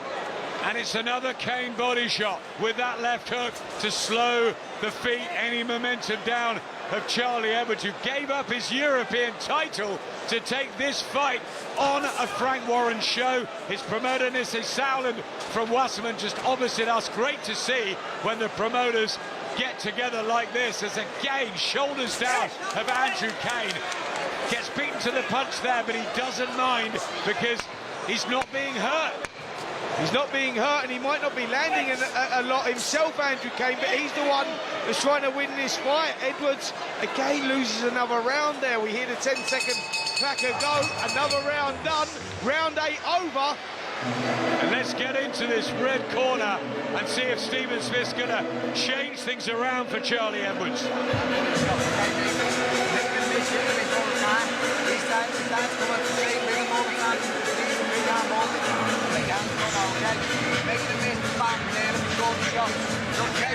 I believe in it. Not believing it enough. Touch, take, fake, up and down. Keep that link out of reset. You're getting him every time. Okay, start the fake, look for the gap, fire, stay up, okay? One thing, plant it again in that line, then it's put down again, we can jump on it, okay? When he misses, you make it pay, we've got to expose him. No good being missing all night, and then the two dots giving it to him. Okay, champ, he's in our round now. Okay, he's never been here.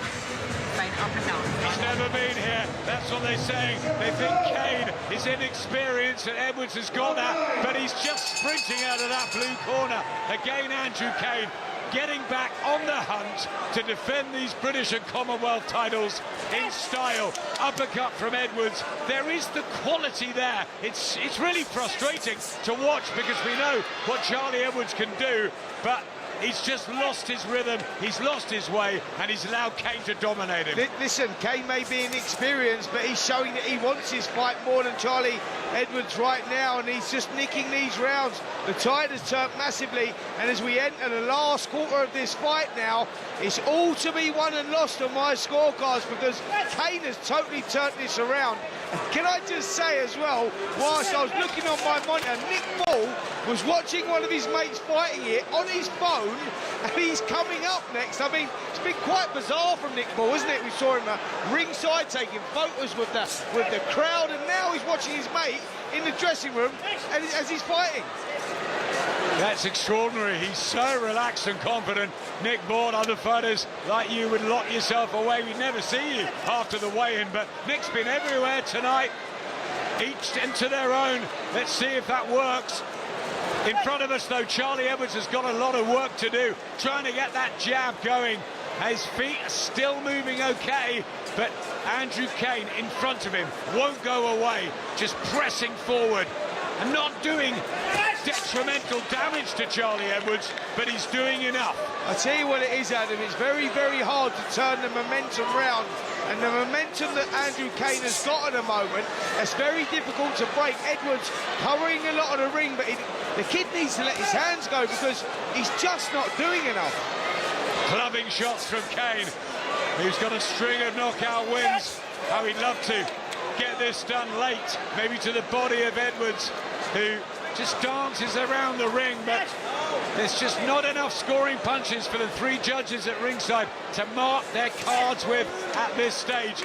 It started so well, but it's a 12-round championship fight, And we're entering these decisive rounds, Spencer. You have many 12-rounders. What's it like, the second win, the third win? Well, listen, I think that it's all about the momentum right now. This is now becoming a psychological battle. The physicality sort of leave you, and I think that the momentum at the moment is with Andrew Cain. He's the one that looks like he wants it. He's the hungrier of the two. And for Charlie Edwards, he's just looking like he wants to survive. Listen, just listen to the crowd.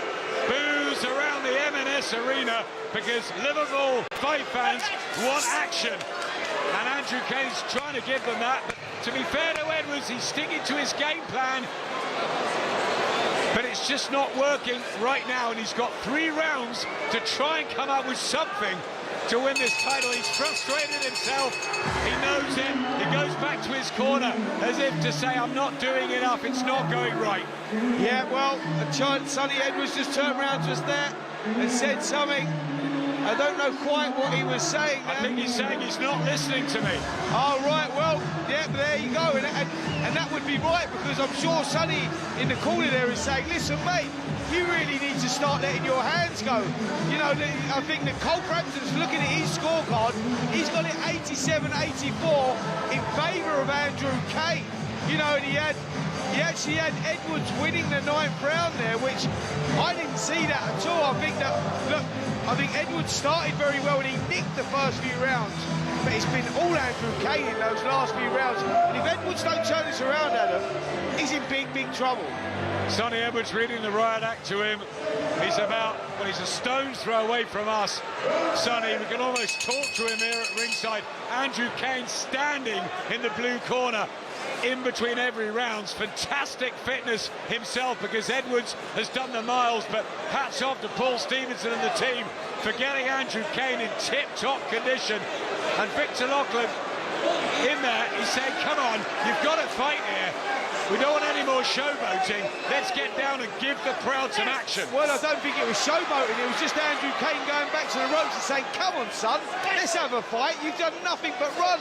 You've been like a marathon runner, and I think it's frustrating, not just for Andrew Cain, but for the crowd as well. He's becoming very, very negative by the former world WBC flyweight champion. We need to see more, man. Charlie Edwards does have those 7 knockouts on the slate. He's not a big puncher. That's a great body shot, though.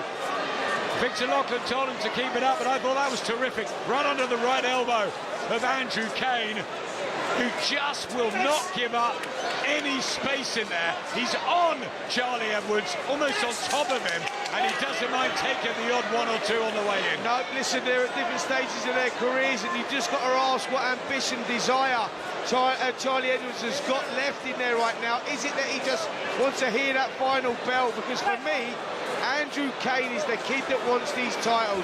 He wants to keep these titles. He's trying to force the pace here. He's the champion. He's 4 years younger. He's got his promoter, Frank Warren, watching on. And for Charlie Edwards, it's just brilliant having him back in the ring after the difficulties he's had outside of it. It's great to see. Turned his life around for his family. And back with Stephen Smith and Sonny in the corner, the brothers reunited. That's lovely, but it doesn't win him a British and Commonwealth title fight. Absolutely, and he doesn't keep this crowd happy in here either, who pay good money to come and see a fight. And I get the tactics here from Charlie Edwards, but it's too negative. You can't come in the other kid's backyard and nick his British and Commonwealth titles by doing a marathon on the back foot. Inside the last minute, in the 10th round, and still Charlie Edwards tries to come up with something. There's blood around his eye, is it now? There was blood from his head earlier, and just physically, the strength of Andrew Cain and the willingness and the youth are taking their toll on Edwards now. He's trying desperately, the lad from Epsom, but he's running out of time. Yeah, 30 seconds left in this 10th round, and it's starting to slip away from Charlie Edwards as he continues with that pattern of boxing on the back foot, just trying to nick shots. But it's all Andrew Cain at the moment. The kid's coming forward. He's trying to let his hands go as well, but he can't do no more. Edwards just sprinting around the outside. Nice combination from Edwards. We can see what he's made of in cameos, but what are the cameos on the minds of the judges? Is it enough? Carl Frampton gave Charlie Edwards, the 9th round. Adam, did you give Charlie anything there? I actually thought that was his best round for a long time. A lot cleaner with the work on the outside. Andrew Cain's winning the fight. He's winning it by some distance, but that was his best round for a bit, Charlie Edwards. He needs a lot more of that in the next two if he's going to get anything out of this. I think it might be a little bit too far beyond him because he doesn't look like he's hurt Andrew at any particular point in the fight. But we're going to find out in the next two rounds. Just a quick one before I hand back to you, boys. In the Six Nations, France are currently playing Scotland. France have scored 3 tries in 18 minutes in the second half. They lead Scotland 35-16. Just after the hour mark, we're going to get the full-time report on that with Andrew McKenna once this fight has concluded. Back to you for round number 11. So Adam gives Charlie Edwards the 10th. Gareth, have you got it on your card? I've got Cain winning the last 8 rounds. He's 6 ahead. I need Edwards needing a TKO or KO. Spencer? Yeah, well, I've got Andrew Cain pulling ahead now as well. I've had him winning the last 6 or 7 rounds as well here, and it's all for the former world champion Charlie Edwards to do. He's got 2 rounds to do it. Can he keep his career alive? As I say that, Andrew Cain launches a right hand over the top, sends a sweat spraying from Edwards' head. It's a bit do or die now for Charlie Edwards, who lands a right hand, and in patches he's been effective and his boxing's been good, but he's also been booed by this crowd, and he lost his way, certainly in the 5th, 6th, 7th, 8th. 3 judges at ringside, Marcus McDonald, Steve Gray, and just in front of us, John Latham, looking on as Cain again presses and Edwards gets out the way. Could be different cards. Yeah, it could be different cards, but I think that the aggressor's going to get this one. The champion is going to get this one because it's been too negative from Edwards. Yeah, it's great. The boxing skills are beautiful. He's covering the ring, moving from left to right, trying to pop shot with the right hands, nicking the odd jab. But, mate, you got to go out there and do it. You got to go out there and steal it. And we're not seeing that. We're now 1 minute 45 seconds left of this 11th round, and he's still moving, still not going for it. He needs to roll the dice here. He needs to throw the kitchen sink. Otherwise, he's going to lose this, Charlie Edwards. It hasn't been the firecracker we hoped for on talkSPORT, this one, but Jack Turner coming up next. Really brilliant talent. And then the big one with Nick Bull, TJ Doheny. So stay with us, so much ahead. And we're into the closing stages of this. 1 minute 15 in the 11th to go. And still Cain looking fresh, relaxed, at ease and in control. Yeah, good body shots there from Cain. He throws the right hook, followed by the left hook, 1-2 to the head. Edwards tries to come back with a jab of his own, but that falls short. Edwards not stepping in with the shots here, and you just feel the champion is going to keep holding these titles if this continues. Right hand from Edwards did get through, scoring shot. And again a body shot, that's good from Charlie Edwards. Might be catching the eye of the judges 1 or 2 of these rounds, and we don't know how they score those first 4 or 5. Yeah, but if we hit the stage now where Charlie Edwards throws one decent shot, followed by another decent shot, and you say, well, he could be stealing the rounds, that's literally what we're talking about, aren't we? 2 punches, and there he goes again. He's literally running around the ring. Yep. Sort of stealing it even, Charlie Edwards this late. Does he need a KO? Is Andrew Cain in a really healthy lead? Only the judges know. It's all unofficial around us, both of them just sort of waltz around the ring, boos again from the crowd. This one hasn't lit up, unfortunately. A round to go, and is this a key round for Charlie Edwards into Paul Stevenson's corner with Andrew Cain? Doing what you're doing, busy, you know what I mean, but without giving away any free shots. You've got to reasonably high guard, mate. You know what I mean, while you're doing it. Feint him, working, busy, little touch biscuit. Catch the judge's eye a little bit, you know, some nice clean shots. He's never going to stop He's doing it, cutting off the ring, in the body of the head, cornered it before, gone to the edge of the left, hold the left ring, hold the body or the left uppercut or something like that, you know what I mean? Tough under it otherwise. Hold the body, hold the body. Pretty calm in the the Stevenson corner. This business does not cease to amaze me. Gareth has got Andrew Cain in a healthy lead. Adam thinks he's winning. Carl Frampton gave Charlie Edwards the first two, and he's given him the last three, and he's only got it by 1 to Cain, and on your card it's by 3. I mean, it's what you want. It's what you watch. Listen, I think that Cain, the champion, has done enough work to keep his titles here. For me, Charlie Edwards needs the knockout to win. I don't think he can come and just steal the rounds like that. It's been the aggressor. For me, Andrew Cain is winning this one. 12th and final round, 2 minutes 30 seconds left. Sonny Edwards jumps up in the corner, he screams at his brother, come on, come forward, give it some, let's try and win these titles. Body shot from Cain, and the aggressor might be the one at the end who just seals the show for the judges. Jab there as well, partially blocked, doubles it up, Cain.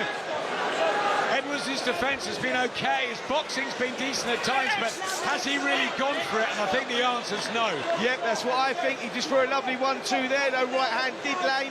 Cain did not be bothered with it though. He's stalking forward still trying to get these rounds in the bag.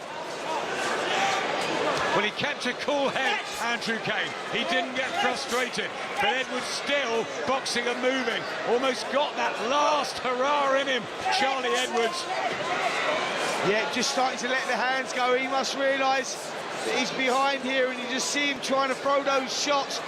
Be interested to see what he thinks at the end of this one. I'm sure he'll raise his hands, trying to claim victory. 1 minute 25 seconds left of this 12th and final round. And again, Andrew Cain stands in the middle of the ring and says, come on, Charlie Edwards, fight me. And Edwards won't do it. He's stuck to the game plan all night. It's worked in parts and not in others. Cain and the crowd just want to tear up. What are the judges thinking here? Well, I think they're going to be going for the aggressor, mate. I'm totally, such a hard fight because not many clean shots have been landed, but the guy that's been trying to make a fight of it, the guy that's been trying to win the fight, is the champion, Andrew Cain. But there have been classy boxing moves from Charlie Edwards. Lovely jab to the body there. And when he executes his punches, he looks really good. And he makes Andrew Cain miss. That's a wonderful uppercut. He's winning this last round, Edwards. So like on Carl Frampton's card, it would be a draw. Yeah, on my card, if he wins this one, he loses it by 2 rounds, Edwards. You know, it's one of those fights. And the crowd have not enjoyed this one. It's been frustrating to watch. The styles have not blended well together. Edwards has come on in these last 3 or 4. Has he won them? Maybe, maybe not. He certainly won the 12. Who's going to celebrate? Last few seconds. Edwards has his hands in the air. And Cain goes for him. And they both go at each other. And the bell goes. And Charlie Edwards gets up onto the ropes and celebrates as if he's won. And the Stevenson corner can't believe that the challenger believes he's won the title. No, they believe it's kidology there. I've just put my scorecards together. I've got it 115, 113 in favour of the champion, Andrew Cain. Good last round there from Edwards, who finally let his hands go a little bit, but it wasn't enough. I liked Cain all the way through tonight. Stuck to his game plan, aggressive, predatory. I'm giving him 10 rounds to 2, 118, 108. Do you know something? I think we're going to see this with the judges now. I think one judge is going to have it as wide as that. I wouldn't be surprised if someone sees that as 114 apiece. Carl Frampton has. I won't be surprised. Carl Frampton scored it, a draw, and Andrew Cain is sort of out of the ring celebrating. Charlie Edwards looks a little bit more subdued after taking his bow, and we wait. Victor Lockley is sort of smiling, the referee in the ring, as if to say we didn't really get much of a fight for the fans. Well, he had to graft in there as well, Victor Lockley, to be fair, didn't he? I mean, how many times did he have to call them together and say, come on, boys, let's get this going. Let's make a fight of it. The fans were frustrated, referee was frustrated, and I think Andrew Cain was certainly frustrated as well. And they've let the gauntlet drop now, and a little bit of respect between the pair of them as well. Look, 2 different game plans, a very messy fight as a result, and not what we wanted in the last but 1 fight of the night. So, sorry, there's 2 more to come. Thomas Treiber is just getting the scores together. It's going to be really fascinating to see which way this goes and by how many rounds as well. Andrew Cain believes he's got it. Charlie Edwards believes he has. A strange fight which will be debated. Here's Thomas. Ladies and gentlemen, after 12 rounds of boxing, we go to the judges' scorecards, and we have a split decision. Judge John Latham scores it 115 to 114 in favor of Andrew Cain. Judge Steve Gray scores it 115 to 113 in favor of Charlie Edwards. And Judge Marcus McDonald scores it 116 to 112 for your winner, and now the British Commonwealth and WBC Silver Bantamweight Champion, Andrew Cain.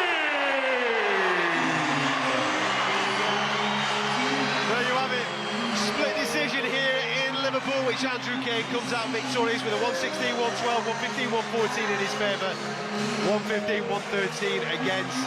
I told you the scores will be all over the place. It was one of them weird fights, hit and not get hit. We must remind ourselves this isn't fighting, this is boxing. And for certain percentages of that, Charlie Edwards did a bit of boxing. We'll pick the balls out of it though, next, right here on talkSPORT Fight Night.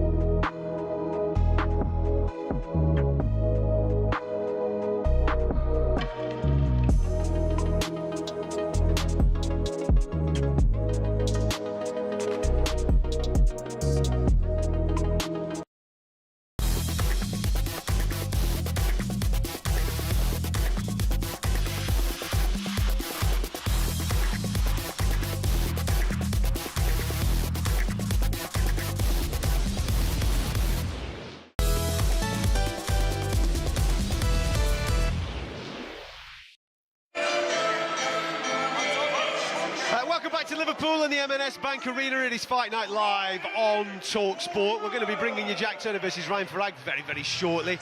But before we do any of that, let's hear from Josh Taylor, shall we? Because Gareth A. Davies is with him ringside. I am indeed with the former undisputed, I hate to say former with you, undisputed 140-pound 10-stone champion, the one and only Josh Taylor. You're up on May the 24th at the SSE Hydro Arena against Echo Esserman. Happy hunting grounds for you. Yeah, absolutely. You know, I've been there since the Commonwealth Games 2014, had my success there, and then every success I had there, I've had my first world title there as well. So yeah, it's my home arena, and I've been away for it for a couple of years, but I'm looking forward to coming back, and got a tough fight here in Echo Esserman. You know, moving up in weight class, I wanted to make sure I had a good solid test and a good fight at welterweight, and you know, there wasn't really much options anyway. Echo was the only option, and yeah, got my hands full, but I'm looking forward to having a right good fight and a right good tear-up. Well, you love a physical fight. He's not likely to rise to Hank when Hank returns to us, your alter ego in fight week, because he's a very mellow kind of guy, isn't he? But yeah, physically, he's a physicality guy, so you've got your hands full in that sense, and yeah, it's not going to be like the last fight here. You're both going to be engaging. No, yeah, absolutely. I've got no gripes with Echo. I spent time with him in the GB squad. You did. He's a great guy. We always got along. I wouldn't say we're best of friends or anything like that, but we always got along. We're always on friendly terms. So he's a great guy, nice guy. But you know, when it comes to May 24th, it's time to go to war, and you know, and I'll be putting it on him and giving him a night of pain, a bad night's experience. It's also at welterweight. Just project. I know you're concentrating on him. You're obviously in shape already. You look at it. Project beyond him. Are you after a welterweight world title as well? Absolutely. I would still be in the game if I wasn't still after straps and after titles. So, but I've got my hands full with Echo here. I know what I'm dealing with. I've known him for a long time, and former British Commonwealth and European champion. So I've got to be on my A game for this one.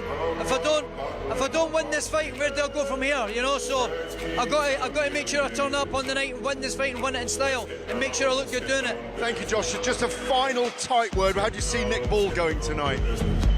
It's a good fight, you know. I'm really looking forward to it, and I really hope he does it. I like that he stays in the same building as me as well. It's the apartment building, so yeah, as neighbours, I hope he wins the fight.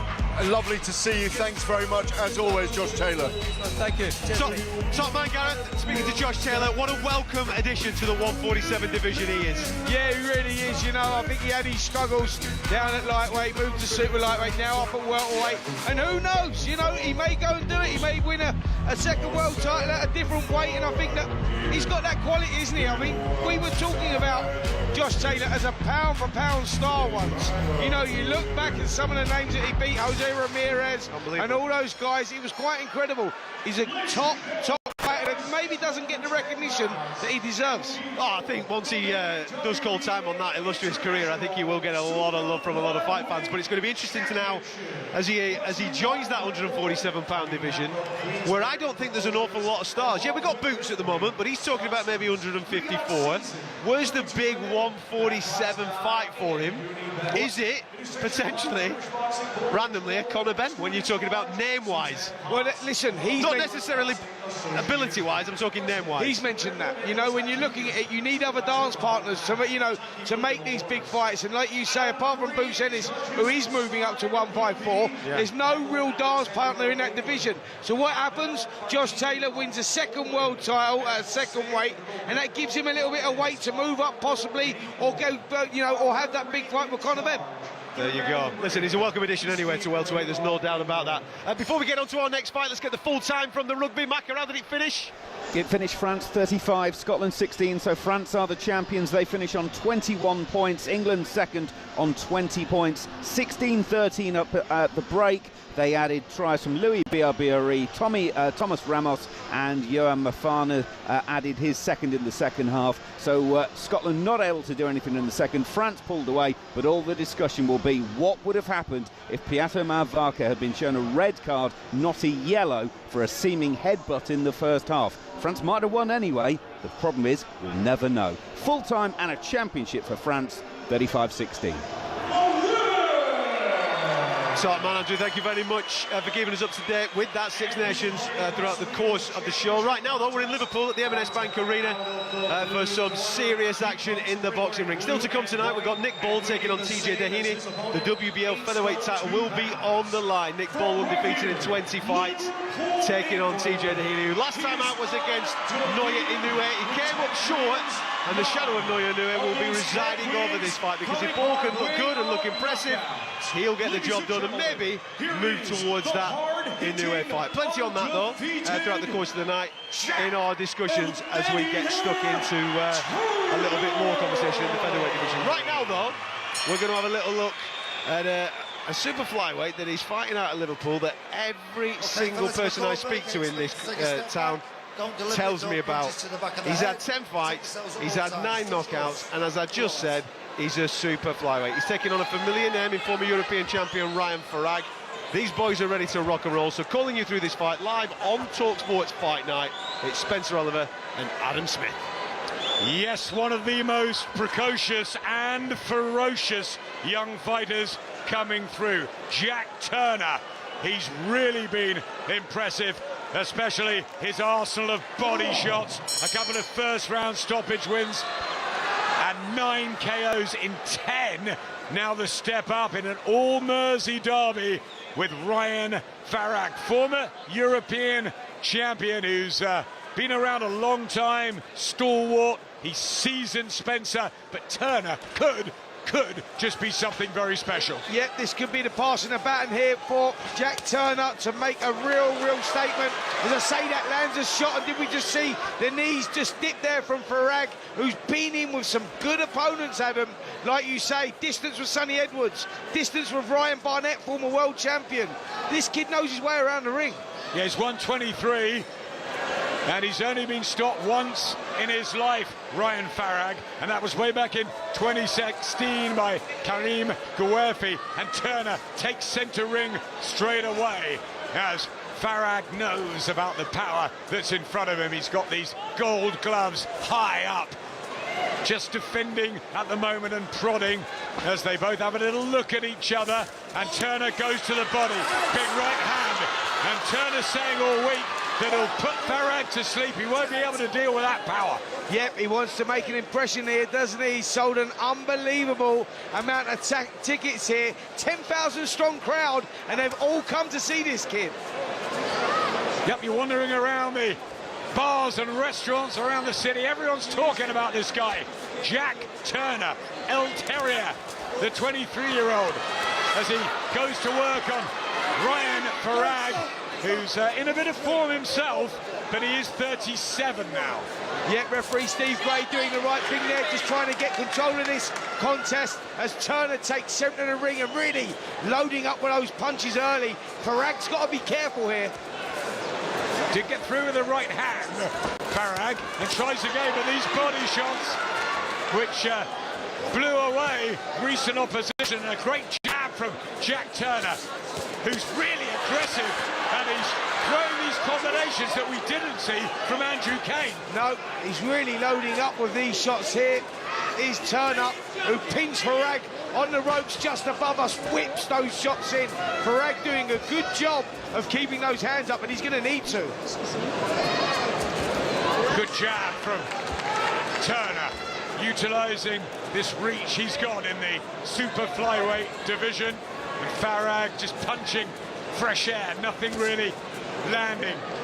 He's not a big puncher as well, Farag, only 6 knockouts, so probably will have to go the long way through these 10 rounds when he survives. Oh, right hand from Turner, and that had an effect on Farag. He certainly felt that. And here comes Jack Turner, and he's trapped Farag in the neutral corner. The bell's going to come, and Farag needs it. He was in a little bit of bother there, Ryan Farag, and there is the artillery of Jack Turner. Yeah, all started from that big right hand, didn't it? And we just see the legs do a little Elvis dance there from Ryan Farag. They just done a little shimmy, and then Turner sensed that, jumped on him with a barrage of punches, pinned him in the neutral corner, letting those shots go. One big right hand up, the bell couldn't have come soon enough. Ryan Farag jogged back to that corner, and boy was he happy to hear that end of the bell there. shots really, just looking on my monitor, seeing those shots slamming in. You could hear them from where we were sitting. He was on the opposite side of the ring there, and the shots were thudding into the body, thudding into the head as well. And I've got to say, Ryan Farag, round number 1, he couldn't have heard that bell soon enough. Bright eyes in the blue corner of Jack Turner in fight number 11. The unbeaten Merseyside hope in with Merseyside's former hope, Ryan Farag, European champion once upon a time, but a long time ago, and he's going to have to deal with the young, up-and-coming prospect who's right in front of him, and he's so aggressive. He just wants to have a terror every single time you see him, Turner. Yeah, he certainly does, and this game can be very unforgiving, and Farag, the former European champion, as you say. Oh, big left hook, and Farag's legs are gone here. Farag right hand, referee's going to go in, and he's destroyed Ryan Farag. Jack Turner makes an 11 on the spin.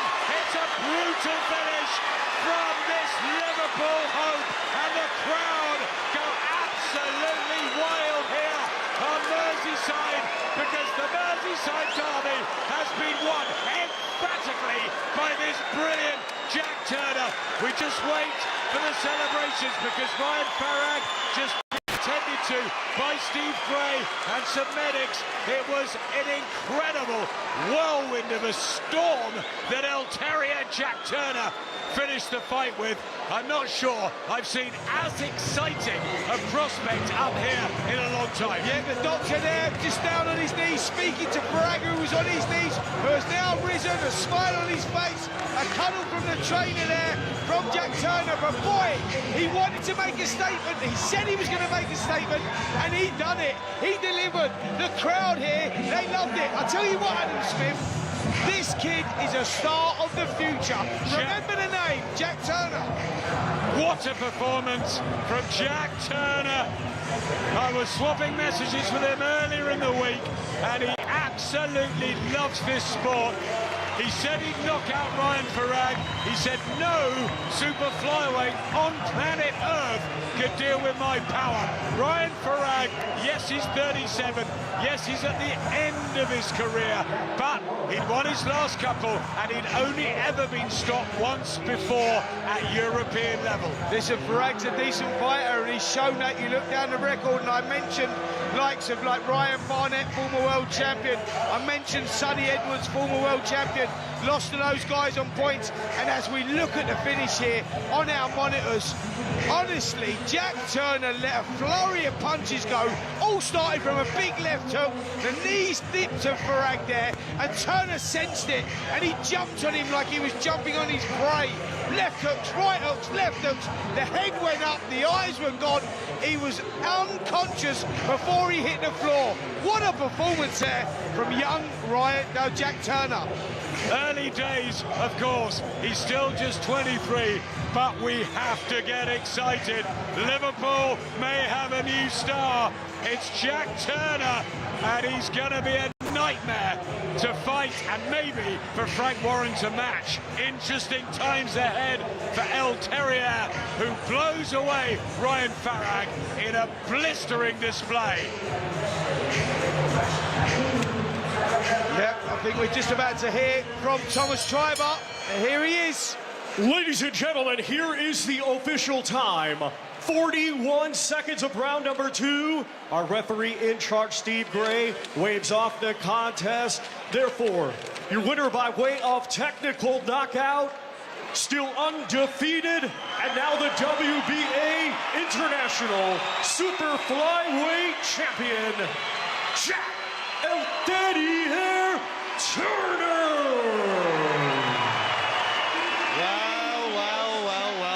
They've been telling us about this kid for some time, and watching him in the flesh is something else.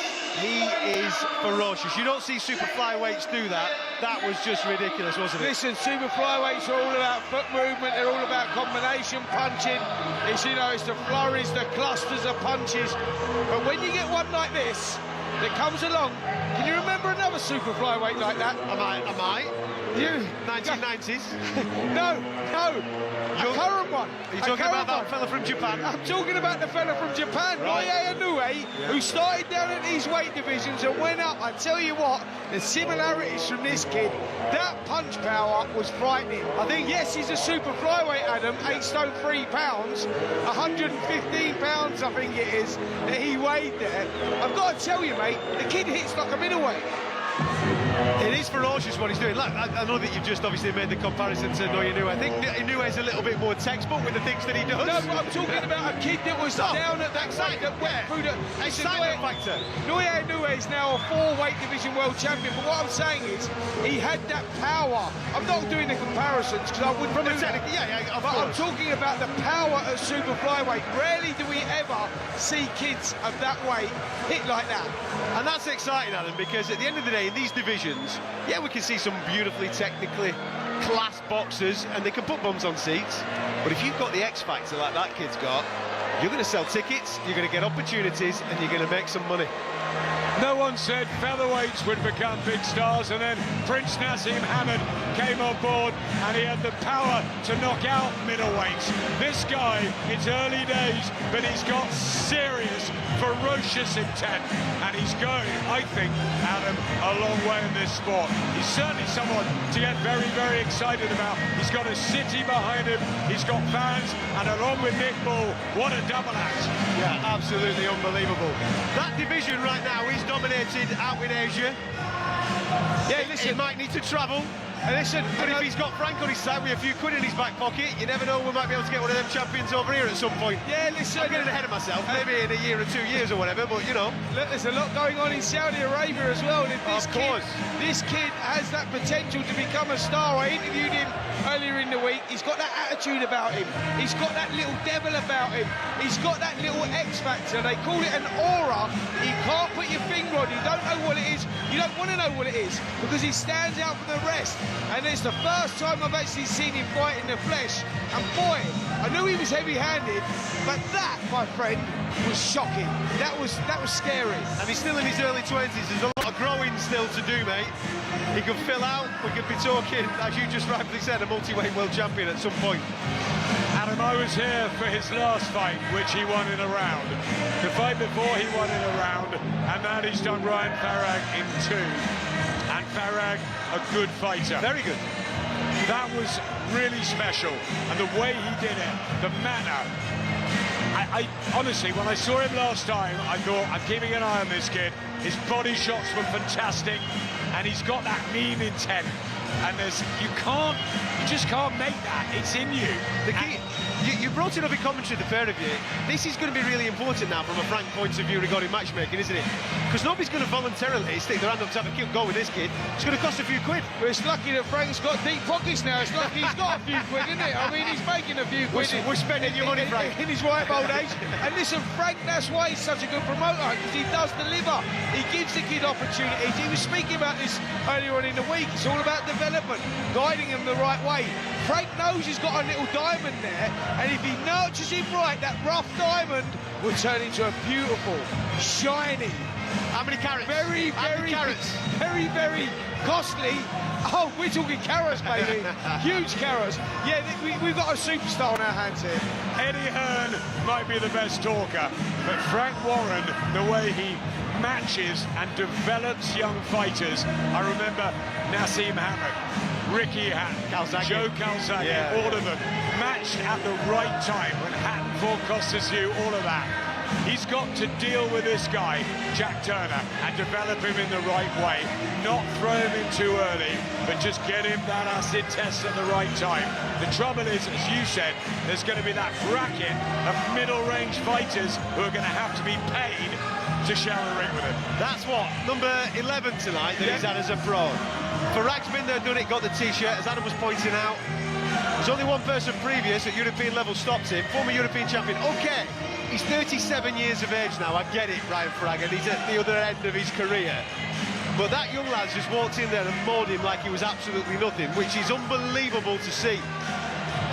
I don't want him going backwards. I want to see the progression every time in the level of opponent that we get. Listen, that we get him in I with. don't think we've got the volume of fighters down at that weight, and that's the beauty about this one.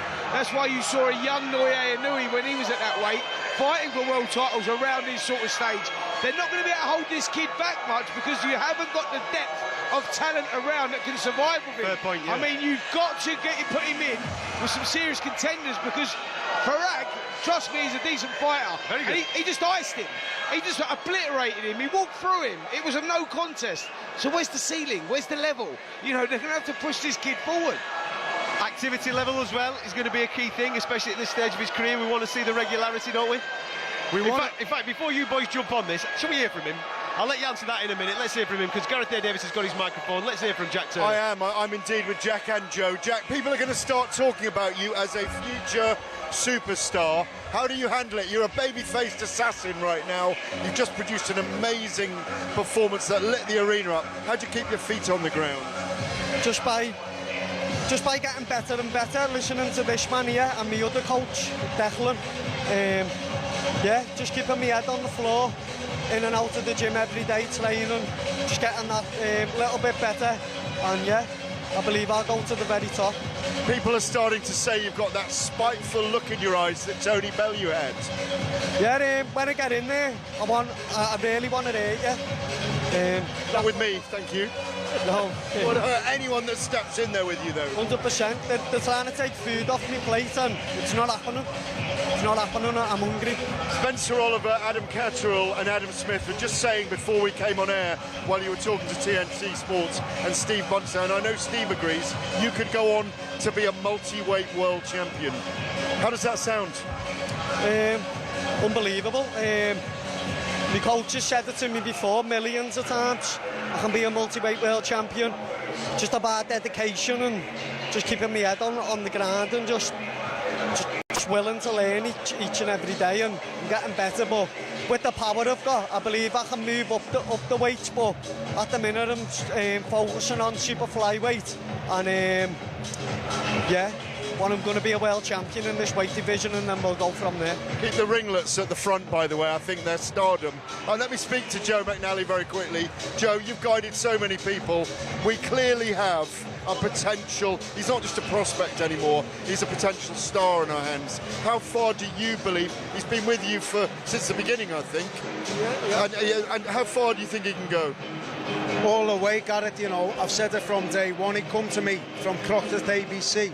A rough diamond, but a rough diamond he is, and every fight he's chipping away and chipping a bit away till he be finally polished. And as you've just stated, he does carry the power. But what a lot of people, what Jack's saying is his IQ is also phenomenal, which they'll get to see soon enough, hopefully. And he can be a multi-weight world champion. I think he'll be super fly bantam, and he'll mature into a solid super bantam. The kid's a marvel. The only man to beat Jack Turner is Jack Turner. Absolutely thrilling tonight, Jack. Thank you very much. Thank you very much, and hopefully I'll see you again very soon. Oh, I hope so. Cheers, brother. I think we will be seeing him very, very soon indeed. Stick with us. Nick Ball, TJ Doheny, he's coming next.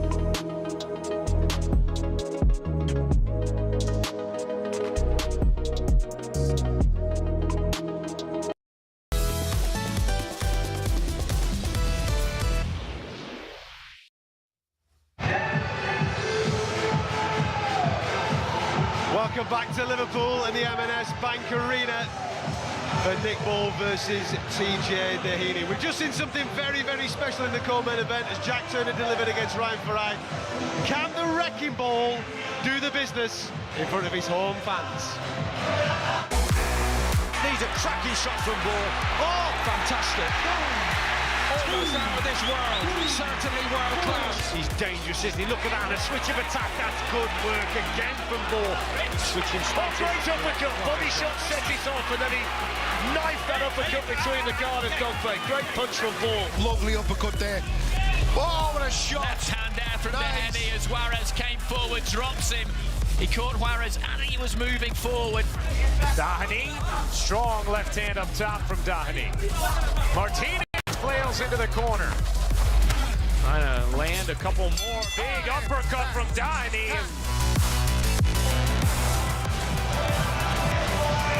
Liverpool bringing you a little bit of world title action. The featherweight WBA version is on the line as Nick Ball defends, this time against former super bantamweight champion TJ Doheny. Nick Ball really is a superstar around these parts, Gareth. A lot of people obviously talking about him throughout the whole course of the week, excited to see their hometown boy do his thing. We were spitballing a little earlier on in the week as well about Britain's pound-for-pound #1, and he really has come to the fore over the last 2 years. He has the 3 victories last year. We all had him winning over Ray Vargas, even though it was inexplicably a draw in Riyadh Seasons event. The brilliant victory over Raymond Ford, let's be honest, a brilliant American fighter.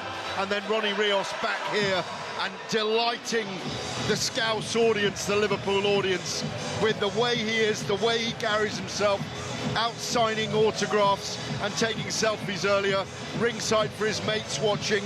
A big night for Paul Stevenson, his coach and trainer, who I think he's had 5, maybe 6 fighters on the card tonight.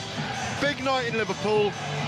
TJ Doheny is not to be underestimated, but let's guesstimate that if he can beat him inside 7 rounds, as the brilliant Japanese undisputed fighter in 4 weight divisions can do, maybe we get to see that fight, as Frank Warren said, maybe later this year or even in a year's time. Well, the beautiful thing about this is obviously Frank's got a wonderful relationship to this point with Turki Al Sheikh. We know that Inoue Inoue has signed as an ambassador for the Riyadh Season franchise, or whatever we want to refer to that as.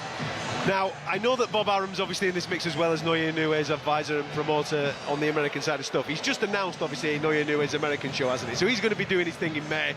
And then, at the back end of the year, the hot rumour is he will be taking on Ahmed Alayev back home in Tokyo. That's super bantamweight, not featherweight. Yes, yeah. Exactly.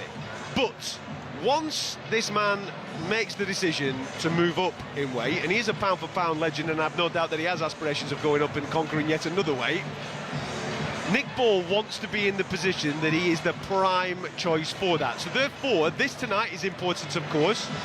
A showdown maybe with Stephen Fulton is also important, and then he's in prime position. This is a chance tonight to show that he's a seasoned world champion now. I think he beat Stephen Fulton, who is a very formidable WBC champion. I think but he's also a former opponent of Inoue Inoue, isn't he? And beaten easily by Inoue Inoue as well. At Super Bantam, I think. Yes. He's come up and won a belt at feather. But I think he beats the WBO champion, Rafael Espinosa, as well. And I think he beats the IBF champion, Angelo Leo. Nick Ball can show tonight, not just that he can fight Inoue Inoue at featherweight, but that he can be the guy that creates the undisputed title that draws Inoue Inoue on, to your very point you just made. And what we were just talking about regarding Jack Turner. Smaller weight divisions, if you've got rockets in your hands, Spence, you can put bums on seats and you become a star. Absolutely, and Nick Ball is exactly that. You know, he's 5 foot tall, he's short, he's squat, he's got an engine that you've never seen before. The kid just keeps going, and that's down to hard work and dedication. Gets up at 5 a.m, gets up before anyone else to go running. The kid's hungry, he trains like a challenger, and that's why we've seen him progress and go from strength to strength. Agree with Gareth, actually. He is #1 featherweight in the world right now, and I think we do get that fight with Inoue Inoue, and I think we get that sooner rather than later. I think it happens within the next 12 months for sure, but he's got to take care of business tonight against a tricky customer. And that's the key thing, isn't it, Gareth? When we're talking about the matchmaking, the activity levels and all those types of things, last 5 in particular, I think, have been absolutely pitched perfect for Nick Ball, and tonight's no mug either in TJ Doheny. Exactly, so you can wait for the Neuer Nui fight. He's already putting bums on seats. As you mentioned, the greatest thing about Nick Ball is that he thrills. He entices people to come and watch him fight. He swarms you as a fighter. He's a battler. We love him. He's going to entertain us tonight. He's going to go after TJ Doheny, and Dohany's going to have to respond. I love the fire that's been between them all week. Absolutely. It's really built tonight. The atmosphere is here now. Everybody's going to enjoy it. Mr. Adam Catterall, over to you. Well, on TJ Doheny, the opponent tonight, Spence, and this is a key thing as well, I think. Maybe we haven't seen it in the fights previous, i.e. the Charlie Edwards fight tonight. Charlie didn't truly believe that he could hurt Andrew Cain, and therefore we didn't get the toe-to-toe battle that we all dreamed of. TJ Doheny has got power. So therefore, at certain points in this fight, he will exchange, he will put his feet in the canvas, curl his toes up, and he will throw back. And that's going to be interesting to see how Nick Ball responds to that. Absolutely. Listen, it's 31 fights, 26 victories, 20 of those 26 by the way of KO. This kid's got dynamite in his hands. He's a southpaw, which is always tricky to box. You've got to work that out. And a lot of people going off Doheny's last performance when he got hit with a body shot by the big, heavy-handed Neuer Nui. But I spoke to him about that earlier in the week, and he said he got spasms in his back. It was a freakish twist, the way that his body went. He said, I'm not here to make up the numbers, mate. I'm here to reclaim a world title. Former super bantamweight champion. But he said, look, let that kid come to me. I'm going to deliver it. I know at 38 years of age, he's been talking the walk. Let's see if he can walk the walk. Listen, that's the key thing, isn't it? You've just mentioned his age there. Can he stay with the pace of a Nick Ball? That's going to be a really big part of the fight should this go after 6. And what happens when they do exchange? Because Doheny will fancy it when it comes to the power aspects of this fight. Yeah, and Nick Ball's got to be very educated, but that's exactly what he is. People look at him, go by his name, Wrecking Ball, and they go, he's this short fighter that comes on and he gets more and more aggressive as the rounds go on. But Adam, there's an education around that aggression. He's very clever. Watch the feet, the way they shuffle in and out. Yes, he is very persistent, relentless, and all of that, and crowd-pleasing, but there's an education around it. That's why he's a world champion. Yeah, and I wrote 3 words on my way here today, which is, want to see Nick Ball tonight as an educated, pressure fighter. That's key. We saw that, though, against Isaac Dogby, didn't we? I mean, that was probably his best boxing performance. They put him in to lose to Dogby at the time. Yeah. He was very much the away fighter. Tight fight, big step up on that particular night. He realised early doors that he couldn't get rid of him because he was tough, and then he boxed him, and he boxed him beautifully. Let me tell you something about Isaac Adogba. That was his coming-of-age fight. He got buzzed in that fight. I watched it, right, and then I'm sitting there and I saw him get hit with a shot, and I went, he's buzzed, man. He's hurt. He's never been here before. How's he going to deal with it? But he covered it up and he carried on. Not a lot of people saw he was buzzed, but he was hurt 2 or 3 times, and he went through that, and that developed him into the fighter that he become. The draw with Vargas was a disgrace, but then going to pick up that world title, the way that he done it and the way that he's delivered since then, this kid is a star. Have we seen him come out of himself a little bit more this week than we were urging as well? I think he's feeling himself now as a champion. We want to see that personality a little bit more, don't we? We want to see him engage with the fans, but the big thing, gents, is that he delivers viral moments in a boxing ring. He's sold this gaff out. Look at all these people. They all believe they're on a stag do with Benn. Look at him. Look, Frank Warren's standing above us. Look at the smile on his boat race. He knows what he's got. Loving it, mate. He knows what he's got, because Nick Ball is absolutely a superstar. And over the last couple of years, he really has stepped up to the plate in this division. He's delivering the viral moments, and he's also putting the bums on the seats. Liverpool is absolutely rammed to the rafters. Scousers everywhere. It's St Patrick's weekend. Everybody's in party mood, and this little fella is going to be making his ring walk very, very shortly. Listen, he's going to deliver, and he's very unique to other fighters, you know.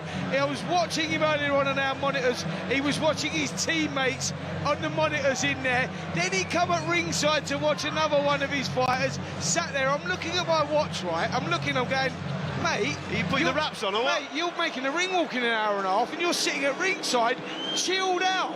That don't happen, mate. He's very, very unique in the way he goes about things. It's very unconventional, but it works for him. Absolutely. Listen, the M&S Bank Arena is buzzing at the moment as they continue with the music from the DJ. I thought Thomas Stryver was just about to rock up and do the big delivery there, but the party does continue. And who's the DJ? Majestic, as always. Losing loads of weight, our colleague. 24/7, 365. Let's give him a shout out. He's working hard. He's such a big feature of the boxing and the walkouts these days, by the way. There you go. Let's get stuck into it. Here's Thomas Stryver. It's main event time here on talkSPORT. Main event participants. First, the challenger and former world champion, TJ "The Power" Doheny. Американская фирма Transceptor Technology приступила к производству компьютеров «Персональный спутник».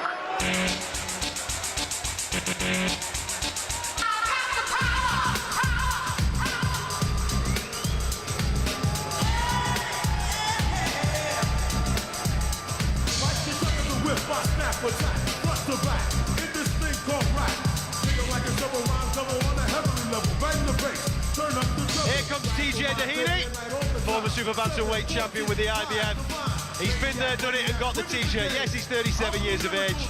And yes, last time out it was Noya Inoue that sent his back into spasm. But listen, this guy is coming for a shot and becoming a multi-weight world champion. Most of his career has been spent in Australasia and Asia. He has been over on British soil, taking on Michael Conlan in the past, coming up short, but tonight he's in Liverpool against the main man. Defending world champion, Nick the King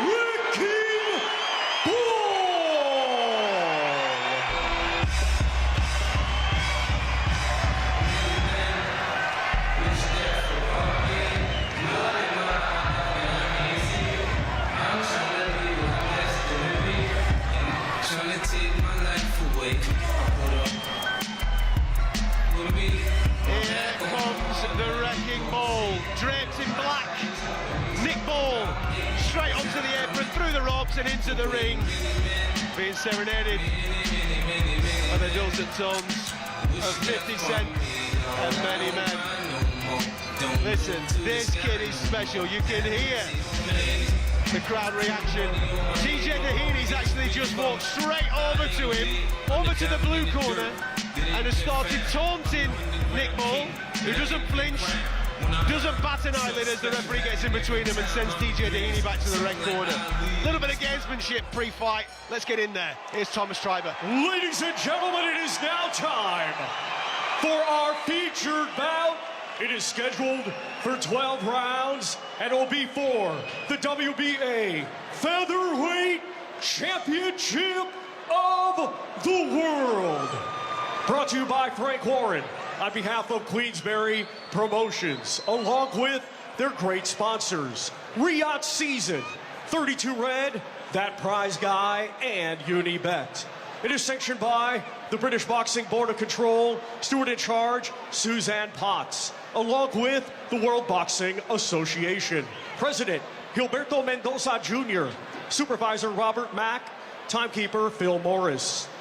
Our 3 judges assigned, scoring on a 10-point must system will be Pavel Cardini of Poland, John Latham of England, and Jose Roberto Torres of Puerto Rico. Our referee in charge, third man in the ring, will be Michael Alexander of England. And now, boxing fans, joining us live worldwide, and boxing fans here in Liverpool, England. The time has arrived for the main event of the evening.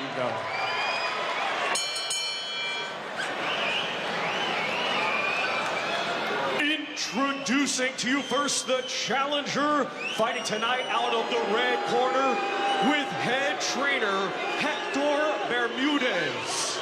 He comes to the ring wearing white with green and gold and weighed in officially at 9 stone.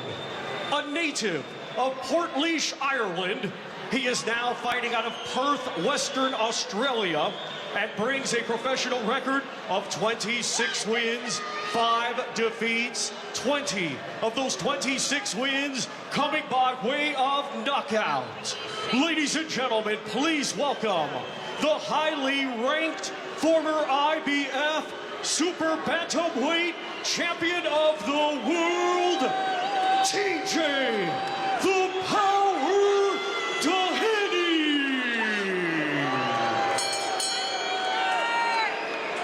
And his opponent across the ring in this main event, he is the defending world champion, fighting tonight out of the blue corner with head trainer Paul Stevenson.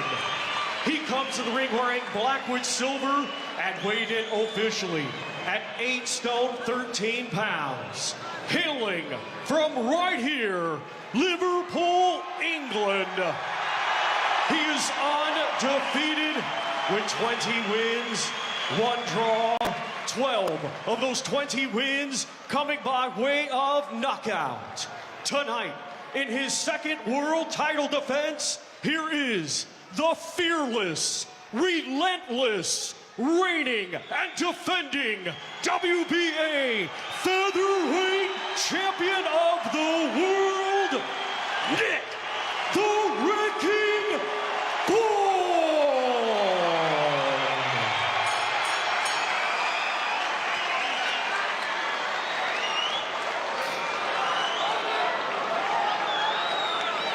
Right, lads, you both know the rules, so let's just have a good, clean fight, okay? Most of all, remember to defend yourselves at all times, okay? Touch gloves, keep it clean. Hey! They say the best things come in small packages. Well, both of these pocket rockets hold an awful lot of dynamite. Who will detonate first? You're about to find out. Calling you through, Nick Ball and TJ Doheny for the WBO Featherweight World Championship. Live on talkSPORT, it's Spencer Oliver and Adam Smith. Exciting, electric, what an atmosphere tonight in Liverpool. Second defence of his prize World Featherweight crown for Liverpool's ever so lively pocket battleship who this city has fallen in love with. Nick Ball, one of our finest fighters in Britain today, and he's in with the former World Super Bantamweight champion, looking to become a two-weight king. Can he do it? TJ Doheny at 38. The southpaw will try and fiddle his way through the early stanzas because Ball is aggressive and he's clever with it, Spencer. Yep, he certainly is. An absolutely packed M&S Bank Arena. We've got here 10,000 strong, and they're all here for Nick Ball as he stands centre of the ring, hands held high, just trying to get his foot on the outside of Doheny, who's boxing out in a southpaw style. Cagey starts, and Ball lets go with some shots. Combination from Nick Ball, lets his hands go, and Doheny comes back with a left hook to the body. Michael Alexander says just keep them up. That's more aggressive from Doheny, who can punch. 20 knockouts on the slate, but what about his legs at this stage and after the defeat to Inoue? Yep, question marks over that defeat to Inoue. He said he had spasms in his back. He got hit with a body shot. The fight was called off. It was a very strange ending there in the 7th round. But he says he's here for redemption. He's going to right the wrongs of that one. And he lets go with a big left hand to the body, followed by a hook to the head. Ball has to be careful here because Doheny, who's got 20 KOs out of his 26 victories, can whack, and he's a southpaw. Yep. From the opening bell, it looked like he was going on the back foot. Now, centre ring, and trying to get that southpaw jab going, whipping in these left hooks to the body. And Nick Ball just electing to try and double up his own jab and begin to get in a rhythm as he just tries to pin Doheny in the corner, the neutral corner. Yeah, Ball's just missing there with a right hand. Got caught with a little shot there just as he was falling forward. Doheny, as I say, is very, very heavy-handed, and he's tactically looked like he's got this one right, Adam. He's waiting for Nick Ball to come onto him. Ball has to be careful, he's not reckless here. And he's very experienced, TJ Doheny. Good body shots. Ball comes back with a couple of combinations, but it's not a bad start, this, for the challenger up at featherweight. Former 8 stone 10 champion in with the very, very hot Nick Ball. Yeah, a lot of experience, Doheny. He's boxed at a very high level.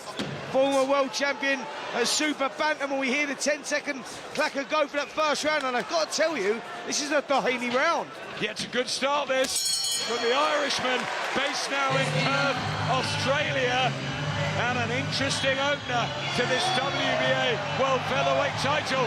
Oh, something's happened in the corner. Yeah, something happened there, I think. Did he kick him? He kicked him in the foot. I think for he was holding on. He kicked him fully with his left leg into Doheny's leg, and he dropped him with a kick. That is definitely a point, should be disqualified. Bizarre in the end of the opening round here. They were tangled up. Doheny seemed to get Nick Ball in a bit of a lock, and he kicked out against Doheny. Michael Alexander, the referee, saw it, and Doheny was kicked, and in a little bit of a dramatic fall. Listen, he was dramatic fall because he was fouled, and he's saying, listen, mate, you can't do that. Nick Ball was very, very fortunate there. Let's see if the referee, as they're saying to do here, he's called time, Adam. Well, let's see what he does. The referee here, Michael Alexander, he's having a word to both of them.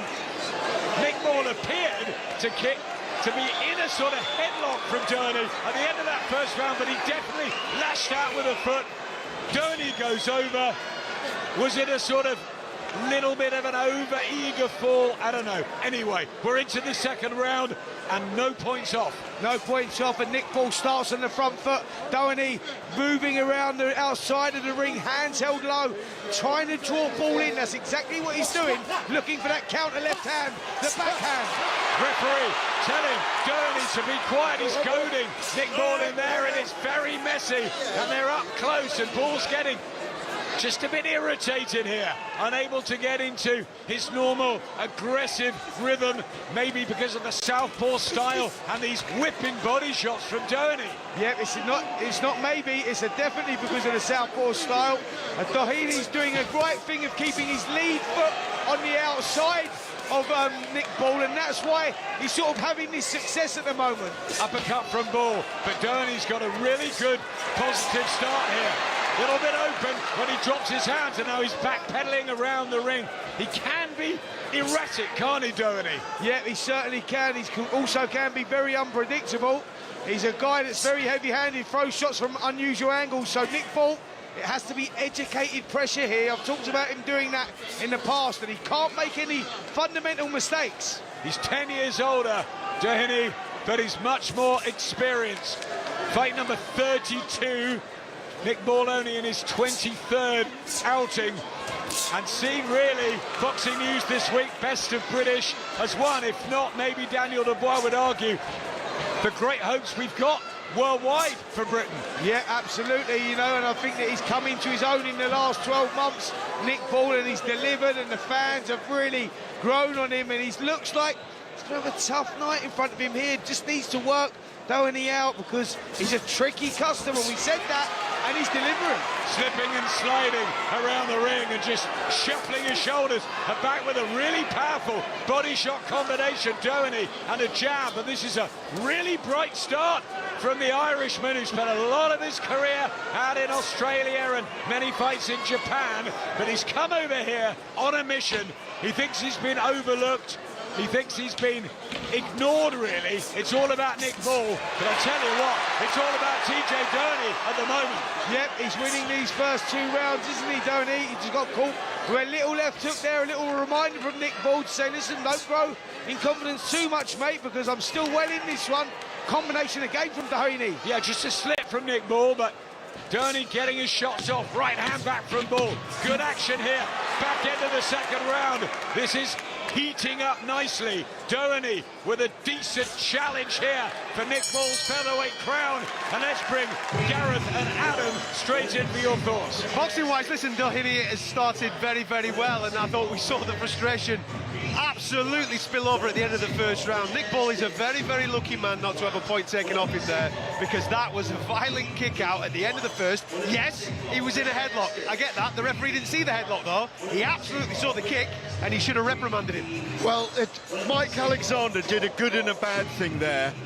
He got TJ Doheny to stand up straight away because he was trying to milk it.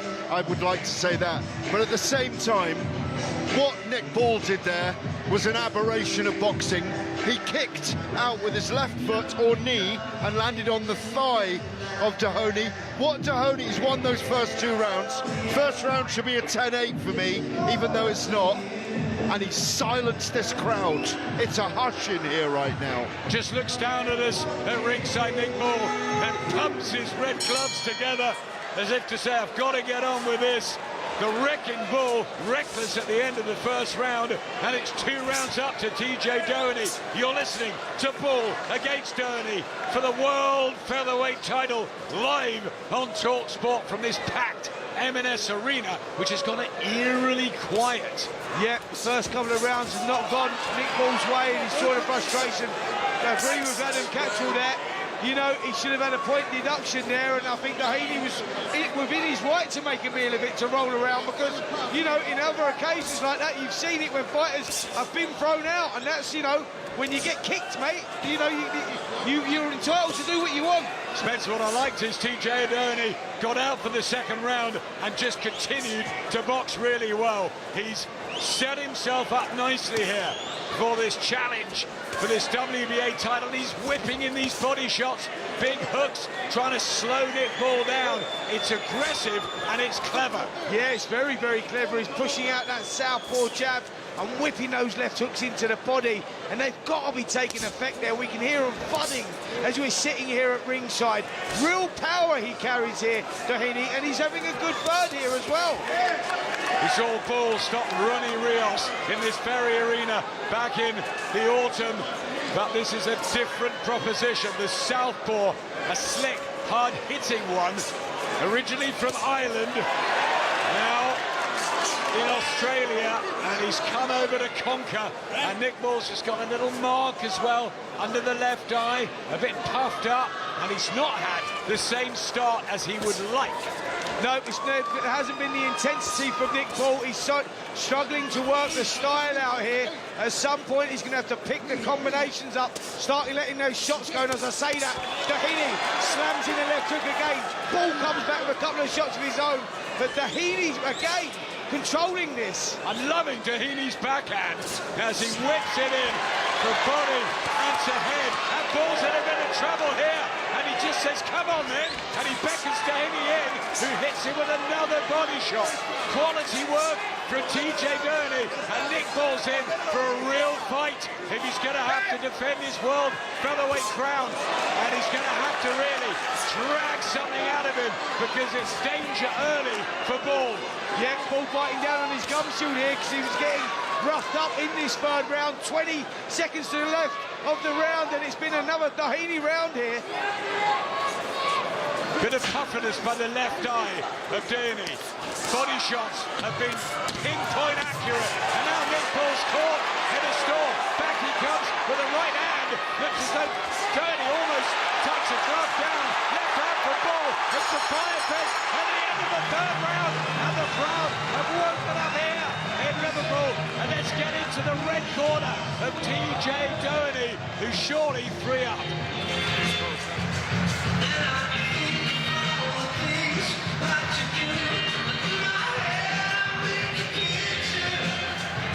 Full strong, you hear me? Well, take a walk, right? You don't have to be that much in the run. You don't have to meet his output, right? You don't have to meet his output, but I need you to close strong. You hear me? The last 30 seconds, you'll hear me yell it out, and I need you to close. You hear me? The third punch, I need you to break his high guard. You're gonna break his high guard with 2 shots. And that third one, you concentrate on that one. All right, so 3-punch combination. Once you're punching, he's not gonna punch back. Victor Bermudez in the red corner, just in front of us. Really clear instructions to TJ Doheny, who just touched the rope there, didn't he, with a big left hook from Nick Ball, and that's the success that the British fighter needed. Yeah, but glimmer of hope there from Nick Ball in those last 10-15 seconds, and he walked back to the corner. He was really pumped up. Can he build on that now here in the fourth round? How good are the legs of TJ Doheny, who was stopped by Naoya Inoue for the first time in his long career. He blamed a back spasm, said that he took Inoue's punches, he deflected them. Right there from Nick Ball was a great shot. And Doheny takes it, and Ball is now aggressive, and they're really meeting toe-to-toe, centering, and there's that whipping body shot, Spencer. Yeah, massive shot there, went right under the elbow there of Nick Ball, who took it well, sucks up the air, Ball standing in front of him, hands held high, Doheny loading up with that left hand. What a contest we've got here in the fourth round. Doheny making a mockery of the pre-fight predictions, everybody going for Nick Ball, talking about a big fight with Naoya Inoue. He's got to get through this, and TJ Doheny wants this world featherweight title, and he wants it badly. Yep, he really does, and he said that he was going to do that. He said that he was going to surprise us all, and he's delivering so far, and he's having success here in the fourth round. Nick Ball stalking forward, but he's struggling to work out the style here of Doheny, boxing out of that southpaw style, and just tying Ball up when he gets in the pocket where he likes to be. Mixed results for the Stevenson camp. Andrew Cain winning, but Brad Stand losing tonight. What about Nick Ball there? Golden nugget here for the Everton Red Triangle gym. Doheny again looks so powerful, and he comes forward and throws that cluster of that combination to the body. Yeah, but he finishes it off with a huge left hook that just thuds into the side of the head of Nick Ball, who walks forward, uppercut, combination. Ball takes a shot up on his toes, but good work again here from the challenger. Big left hooks from the southpaw. TJ Doheny, who's winding back the clock here at 38 and putting in one of the great performances in his career. So far, so good for Doheny, and we've nearly done 4 rounds as Ball tries to come back, throw a left hook of his own. Really good action. Yeah, Ball lets a big right hand go then, gets himself in the pocket. Doheny comes back with a good right hook of his own. Trading blow for blow here. Nick Ball holding centre of the ring, hands held high. Doheny goes to the body with a straight left. What action! And an uppercut from Doheny. Back comes Ball with a combination. But TJ Doheny with a really classy work here. For me, catching the eye, and Ball out of range, out of sorts, and he needs something. Gareth. Well, the talkSPORT poll tonight, 8 minutes ago, 302 votes. What are you predicting? Does Ball versus Doheny go the distance? Ball KO is still 69%. It wouldn't surprise if he did KO him later on. Doheny KO 12%, Ball decision 15%, Doheny decision 4%. Right now, Nick Ball is not closing the distance properly. He's gone awry with his game plan. Doheny is standing on Ball's leading foot with his right foot quite a lot as well, and he's dominating the affair. Having said that, Ball has not given up the ghost. He doesn't look... who's that? Richie Woodall's got it 2 apiece. I've got it 4 to Doheny right now. Yeah, Doheny 4 as well. I think he's winning these rounds at the moment. Nick Ball is a little confused, and the reason he's not closing that space, Gareth, is because he's trying to close the gate space with his hands. He needs to move his feet in range first and then let the shots go. Gareth, while you were explaining there, I was catching the eye of Frank Warren, and he was very glum-faced. And you know what he's like with Hamza Shiraz in Saudi. He was in the corner just trying to get him going, and Nick Ball is starting to get go now with his clusters of punches. The Nick Ball we know hasn't quite turned up yet tonight, and you've got to give TJ Doheny credit. Yeah, absolutely, but there's a long way to go, and this is a great start here in the 5th round from Nick Ball, who throws a cluster of punches that land solidly, and a good right hand just went in as well. That will give him hope. 2 minutes 18 seconds left in this round. Good start from Ball. Yep, Doheny just on the back foot. Ball standing in front of him, gloves high. defence decent, just trying to get that distance that Gareth was talking about, getting it right so he can land one of these big right hands and start attacking and pinning back Doheny, as he does a bit better from Nick Ball. Back comes Doheny with a combination, but Ball starting to target the body, and a nice right hand from the Liverpool man. Doheny's legs just seem to do a little dance there, and his mouth is just starting to drop open. Do I sense him tiring here? Is Nick Ball just going to start coming on? He looks the fresher of the two, and in this round, Adam, is the first round I've seen him sort of taking over. Nick Ball has woken up, lovely right hand, and he begins to get to work. And TJ Doheny, who's had 12 professional years, just starting to slow here in the 5th round. A long way to go for Nick Ball to defend his world featherweight titles, and this is the best round of the fight so far for Nick Ball. Yeah, he's getting success behind that jab as he slams the jab into Doheny's face again. Doheny comes up back, but Ball's got it covered, and there's a new look of confidence. He looks like he's oozing confidence in there right now, Nick Ball, as he slams his hands together. He looks like he's reading the fight properly, Nick Ball. He has finally got centre ring. He's got Doheny where he wants him, and these body shots are getting through. Suddenly, Ball looking dominant. Yeah, the real momentum change here as we approach 35 seconds left of this 5th round, and it's been an all Nick Ball round. He needed that. You know, things didn't start his way, but he's turned it around here in the 5th. Under the hot lights here at the M&S Arena, live on talkSPORT. It's world featherweight title action for you. Nick Ball probably behind on the cards. Maybe he's lost the first 4. He certainly won the 5th. It's much better for Liverpool's 28-year-old Nick Ball, and brilliant work for Ball, and the crowd are really starting to take note now. They were quiet, now they're noisy. Adam Cantrell, Nick Ball is back with us. A fight's just broke out, ladies and gentlemen. Exciting times. Listen, absolutely a good round that for Nick Ball. He does seem to have found his rhythm, started to find his shots. It's going to be interesting to see whether the 37-year-old TJ Doheny can go at this pace and keep going, because he started off fantastically well with his boxing. Don't forget, before I hand back to the boys and live commentary here from Liverpool, we've got 2 football games for you to enjoy. Wednesday versus United, it is the Steel City Derby, live at 12:30 on talkSPORT 2. And then we're off to Wembley. It's the Carabao Cup final.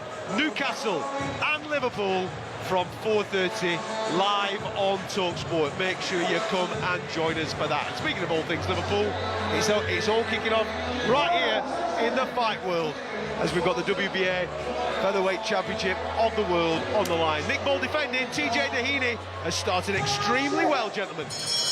A huge weekend for Liverpool sport, and big Red fan Nick Ball, who wants to fight at Anfield one day and will be glued to the Carabao Cup final tomorrow, but at the moment he's got to be glued to TJ Doheny, who's boxing sort of some of the best I've seen him in his last 4 or 5 years. Nick Ball had a better round, but TJ Doheny still there, still throwing out that left to the body, and still dangerous. Yep, still very, very heavy-handed, but as he's starting to tire just a little bit, Doheny, the mouth was open in that last round.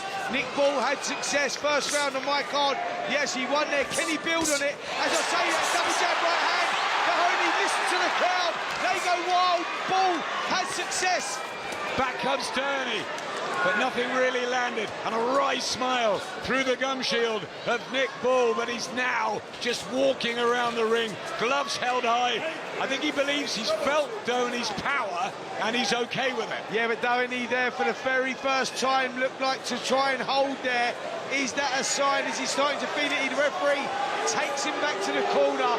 Bootlace is being done up, and I've got to tell you, Adam, the head's down, and he's breathing very heavily. And his eyes are puffy. Is his spirit just starting to be questioned here? TJ Doheny at the age of 38. Nick Ball, who's had a fantastic 2024. Ray Vargas, Raymond Ford, Ronnie Rios. He sprung to the top, and he just throws TJ Doheny over. So remember, he kicked him to the leg at the end of the first round. Now he's wrestled into the floor, and I think Michael Alexander is going to have a stiff word here with Nick Ball. He's going to tell him off. Is he taking a point? No, he won't take a point, I don't think, but I think he's giving him a stern telling off. Listen, son, do that again and I will take a point. Should he have had a point taken off for either of the infringements? Well, no, I think, listen, it's the fight business, and, you know, emotions are running high. Nick Ball, you know, he's getting some momentum around him. They tied up, and he threw him to the floor. Toe-to-toe, centre ring, both of them swapping punches. Ball just closing the distance. He's only 5'2.5", a little pocket battleship from Kirby, just a few miles away in the footsteps of Paul Hodkinson. John Conte, of course, the greats who've come before him, and Nick Ball wants to fly the flag for Liverpool boxing for years to come. Yeah, well, he's started very, very well, hasn't he, Nick Ball? WBA World Champion, looking to go on pound for pound. One of the best we've got in the moment. But you've got a tough night here tonight against the former champion, TJ Doheny. Doheny moving and gliding, not throwing as much back now. A little like Charlie Edwards got in the fight we had an hour or so ago. And Nick Ball just beginning to get his shots going. Body work from Doheny. As Alan said, a fight's broken out in the ring and the fans are now loving it. Doheny's now starting to swell up around the eyes. Big 1-2, Doheny's legs just went there. He's in trouble. Holding on here, 20 seconds to go in the 6th round, and Nick Ball having a big breakthrough. Jab to the body. Doheny trying to match him, but not quite the punch snap. Oh, lovely uppercut from Ball. Doheny takes it, but he's taken a bit of a pasting in the 6th round. Yeah, he really has, and the marks are starting to show now on Doheny as he finishes the round with a big left hand, but goes back to the corner, blinking, takes his own gum shield out, slumps down on the seats. The corner have got a lot of work to do here. Doheny slumps on the corner seat. What about Paul Stevenson in Nick Ball's? Yeah, the right hand, put it more to the body, you landing it straight, you land it over the top, but do keep tapping it down to the right hand. Yeah, the right hand, yeah. The jab otherwise working great, and on this side of things, your jab and your uppercut working great, you know what I mean? But don't forget the right. The right mostly goes to the body, you know what I mean? They're lovely and focused. He's desperate now, he'll try and swing some, but he's focused, squeeze him up the way you do, break him up, break him down, get him out of there. Paul Stevenson believes he can get TJ Doheny out of there. There's real negativity around the Irishman in the red corner. He's being helped up by trainer Hector Bermudez, and into the 2nd half of this challenge for the World Featherweight title. He's boxed well at the beginning, TJ Doheny, but it just looks as though the tables have turned and Ball is getting to him. I'm not sure he was going to come out then, Doheny. He was sitting in the corner and they had to lift him up there. Good body shot, the right hook goes in there on Nick Ball. But Adam, the mannerism, the body language that I was getting there, I'm not sure he's got a lot left. Big shots from Nick Ball, who's going on the hunt now for another knockout. He's got 12 on the record so far. TJ Doheny wants to do it, but I wonder if the body is not answering his brain, and that's a problem at this stage of your career. Yeah, this may be one last roll of the dice from Doheny, whose hands are now down low. He's puffed up around the face, moving around the perimeter of the ring, mouth open, breathing heavily, and Nick Ball in front of him. It's going to be a tough, tough night. This the round that he was stopped by Inoue. Nick Ball, can he do it? Uppercut in a similar sort of fashion. He had a really troublesome start. Lovely boxing from TJ Doheny, but now Nick Ball is really trying to back up Doheny, and Doheny's left hands aren't working as well. No, he's starting to get tired. Fatigue is setting in for sure as Doheny stands in front of him, but hands held low, and I'm not sure that's purposely now. I think that he may be just feeling that fatigue. Ball almost ran to Doheny, lands an uppercut, and he's right inside the pocket and right up close to us. 1.5 minutes left in the 7th. He's turned southpaw. Nick Ball brimming with confidence, and a big shot. Doheny hurt there, and again, and he's beginning to unravel. Yep, the legs definitely dipped there, and he just rubbed his nose and wiped it just to check for any blood. But this is a massive onslaught here from Nick Ball. Courage from Doheny, trying to stay in the heat of battle. And Nick Ball applying all the pressure, cranking it up as he does. Paul Stevenson, his trainer, says you don't quite know what you're going to get with Nick Ball until you get in there with him, and then he's a nightmare. Yeah, that right eye's looking bad now of Doheny, who slams a good right hook to the body, but the right eye is swelling up badly, and he's starting to show the war wounds in there now. The warrior in there at 38, TJ Doheny, bravely trying to duck and twist and land his own shots, but it's Ball who looks so much brighter, and the crowd getting behind him. And another assault from Nick Ball. Yeah, he's looking to get through those upcuts on the inside. Doheny just trying to turn things around, pushing it, biting down his gumshoe. What a round we've got here. Great effort from TJ Doheny when it looked like it was slipping away. He comes back with a cluster at the end of the round. Was it a cameo? Let's get into that red corner and see what his trainer's saying. TJ Doheny.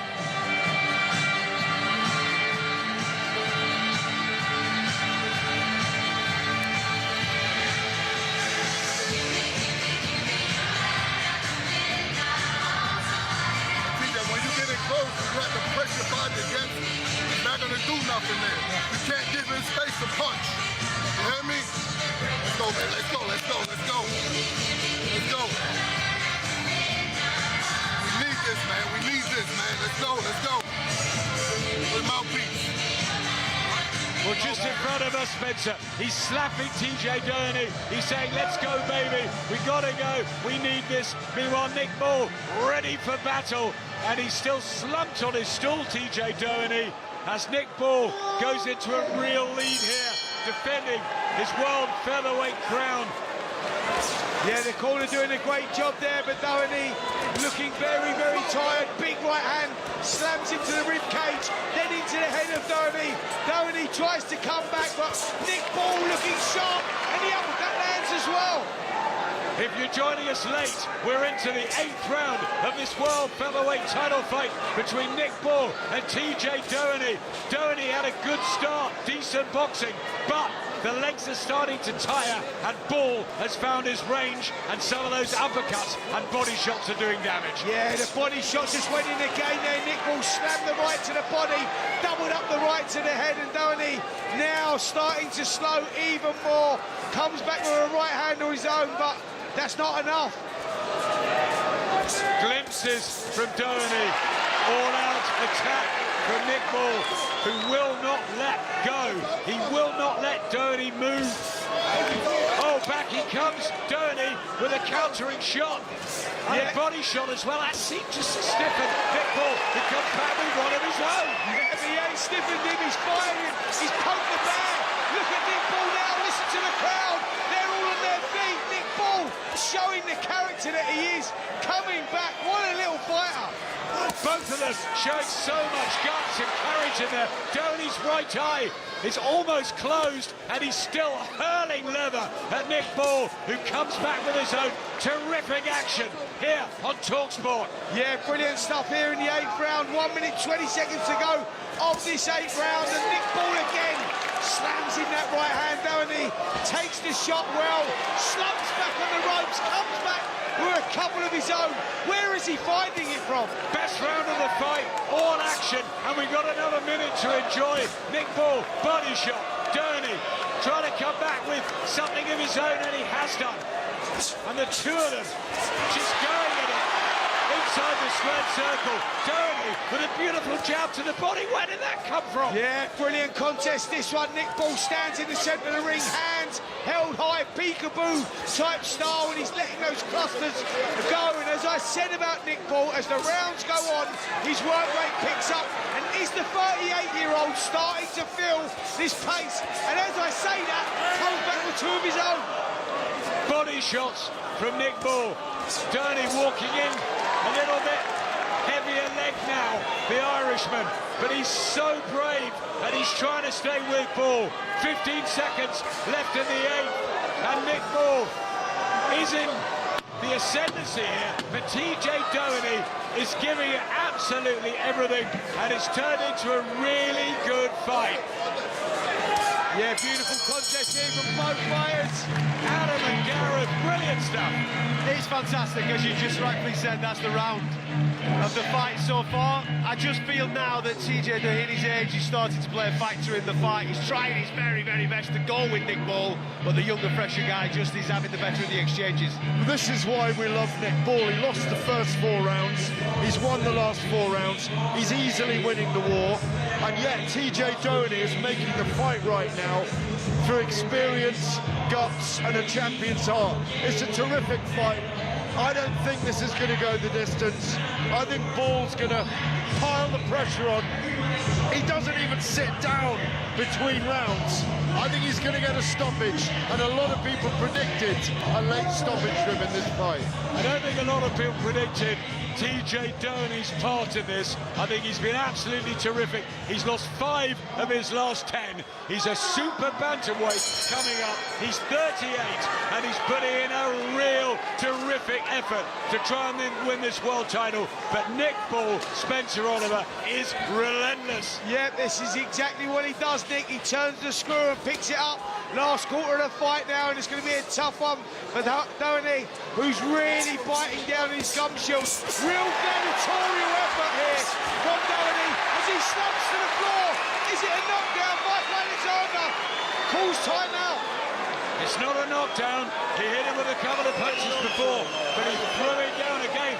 He might be looking at taking a point off. It's the second time he's told him a point goes. Nick Ball has a point deducted in this, the 9th round boost from the crowd, but he did it before and he held him again. Yep, he did. He got too physical. You mentioned it before. The referee let 1 go, but not 2, and he's took the point off there.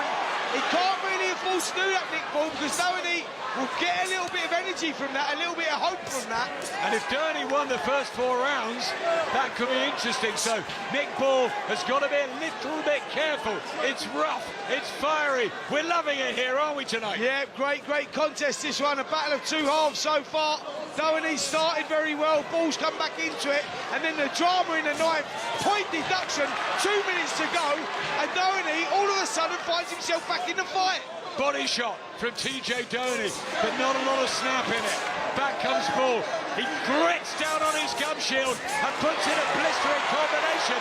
So does Doheny trying to come back.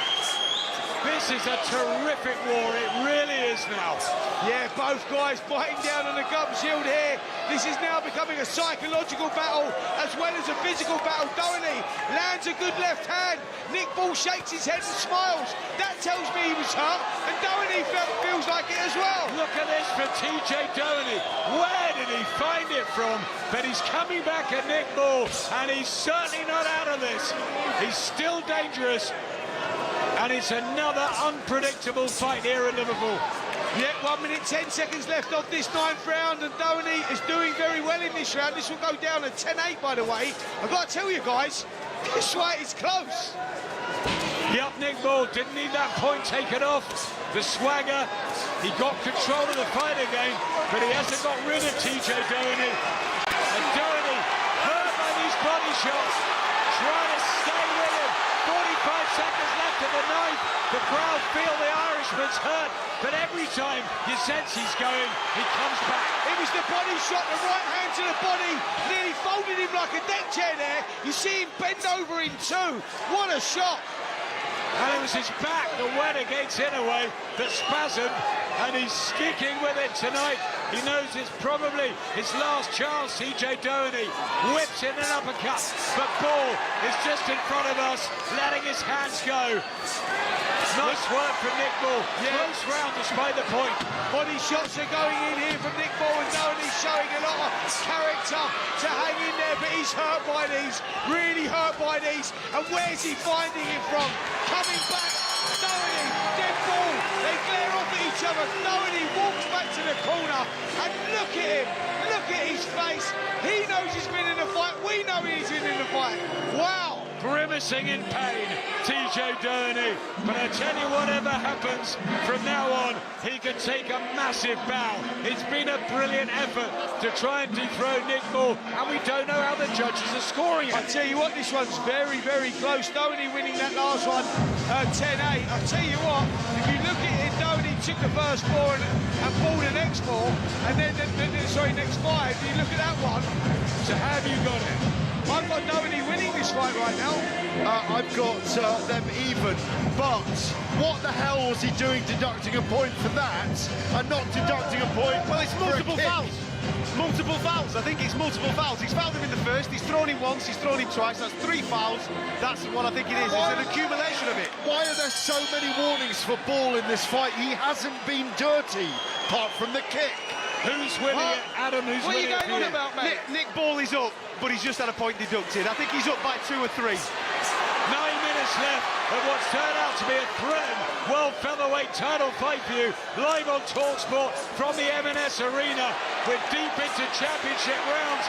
This is when Nick Ball took out Ronnie Rios a few months ago, but TJ Doheny has lasted longer than he did against Inoue. And he's sometimes grimacing in pain. And here comes Nick Ball. In trouble here. This might be the moment. Referee taking a closer look. Not much back from Doheny. One-way traffic from Nick Ball, and it's early in the 10th. Yeah, 2 minutes, 10 seconds left of this 10th round. I've got to tell you, Doheny, he ain't got a lot left here. That was a massive, massive onslaught there from Nick Ball. Combination punching to head and body.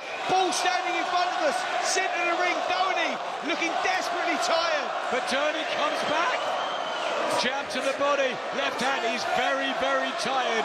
But you know what? After all the war of words between these two, the respect they're going to have when that bell goes at the end. Mate, it's gladiatorial what these two are going through. Only these two have shared this moment. And Doheny goes back again, sucks up the air, hands held down by his waist. And somewhere, somehow, he's finding something to come back. Now the referee having it a go at Doheny. Was that a low blow? Yeah, telling him to keep him up. I think Doheny's struggling to see out of one of those eyes, and I don't think there was anything dirty about that. He's trying to work the body of Nick Ball, which is not a big target, and he's done well with that, Doheny, but Ball with the heavier shots. Yeah, Ball just sucking up the air himself there. This has become a real physical, really tough battle, this one, physical battle. Both guys standing centre of the ring, trading blow for blow. This has now become a war. Gulp of air from TJ Doheny. Good defence from Nick Ball, who doesn't seem perturbed by Doheny's attacks. And that right eye looks really bad, swelling, closed. It's so gutsy from Doheny, but how long can he keep taking these attacks? That's exactly it, Adam. How long can he keep taking them? The action really going against him at the moment as he goes back to the ropes, just touches his head there. Nick Ball again, stalking forward, hands held high, rams in the jab there as well.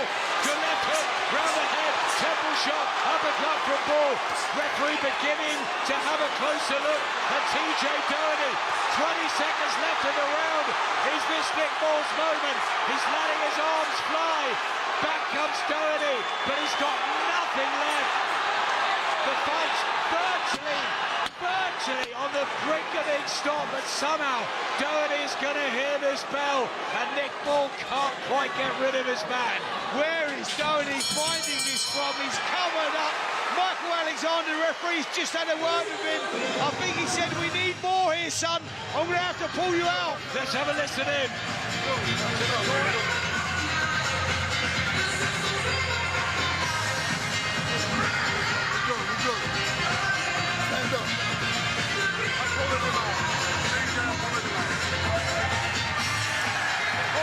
Nick Ball retains his World Featherweight title in an absolute cracker here in Liverpool, and the brave, gallant TJ Doheny is in tears on the ropes. He's pulled out by his cornerman. Excellent work by the trainer. Absolutely. Just the right time.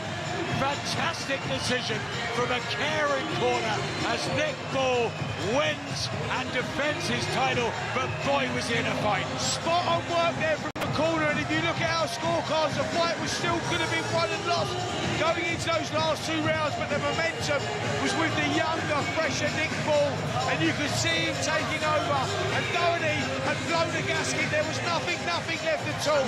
Well done, that corner, and saved the guy. Brilliant corner work as he just nods down at me in appreciation for what we're saying down here. Doheny leant over those ropes. He's broken, but he can go away a very proud man. Emotions just pouring out of TJ Doheny. He's in tears. Nick Ball, tears of joy. Liverpool fans are delighted. What a great fight we had. Absolutely, I had Nick Ball 1 point ahead after that round, but I am so in agreement with both of you, I'm sure Adam Cattrall is, that TJ Doheny at 38 gave more than he needed to give for those last 4 rounds. He was absolutely out on his feet, but where he was getting it from, every time we'll never know. 6 minutes of pain that he will not regret having for the rest of his life. He went out on his shield, mate, and that's what fighters do, that's what gladiators do. And he proved why he was once a world champion and why he's been in with the best and taking the best at different distance. What a gladiator that young man is, and he went out on his shield. We also saw why Nick Ball is so dangerous as a featherweight fighter, how he doesn't get discombobulated by 4 rounds behind. He kept his patience, he kept his shape against a very skillful southpaw in the first 12 minutes tonight. Adam, how much did you love that fight? Oh, fantastic. Listen, TJ Doheny came here and he was putting on a bit of a clinic early doors. I thought he was absolutely fantastic, and there was a lot of spite in his work. Nick didn't really get going until round 3, round 4, and then he started to ease himself into this fight, and I thought that he was actually running away with it a little bit. He was nasty, he was spiteful. Yes, he's had a point deducted from it, but you know something? I hate brave corners. That was fantastic. You know, there was no way that he was turning that fight. No way in the next 6 minutes. Very good corner work, experienced corner work. Catman, we see brave corners way too much in this business, and you see that, and I just respected that. He lived to fight another day if that's what he chooses to do, or he retires and goes out on his shield. Great corner work, that. Spencer, I respect and have done for 30, 40 years every fighter that goes into that ring, but safety and health must come first. That corner, take a bow. TJ Doheny, take a bow. That is boxing at its best. Nick Ball retains his title, and everybody should go home proud of what they just witnessed. Yep, I think we're just going to get the fighters now to the centre of the ring. Nick Ball just walks to the centre of the ring. TJ Doheny as well, speaking to Michael Alexander, the referee. Well done, boys. What a fight. What a performance you both put on. Nick Ball would have learnt a great deal.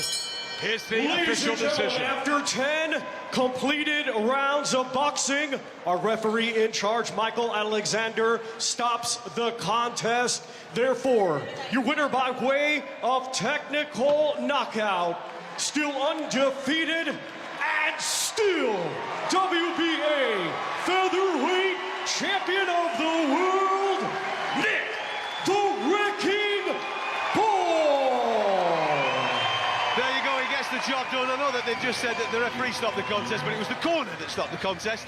They obviously signalled to the referee at the end of that 10th round that their fighter could not continue, and it was the right decision by TJ Doheny's corner. He was fantastic in there tonight, but Nick Ball came through in the end. He had some questions, though, to answer early doors, didn't he? Listen, he did have the questions, and he answered them. That's what champions do, you know. They can come over things like that. They can, you know, they can get over things like that. They can turn it around when the chips are down. They don't lose heart, and that's why he is WBA World Featherweight Champion, you know. It was not going his way early, but he stuck to the game plan. He turned it around, he adjusted, he adapted, and he turned it in his favour. Great performance by young Nick Ball. I love this kid. I think he's brilliant outside the ring and even better inside it. I like it, Adam, when we're watching a fight and you can actually you can watch a fighter try to figure it out.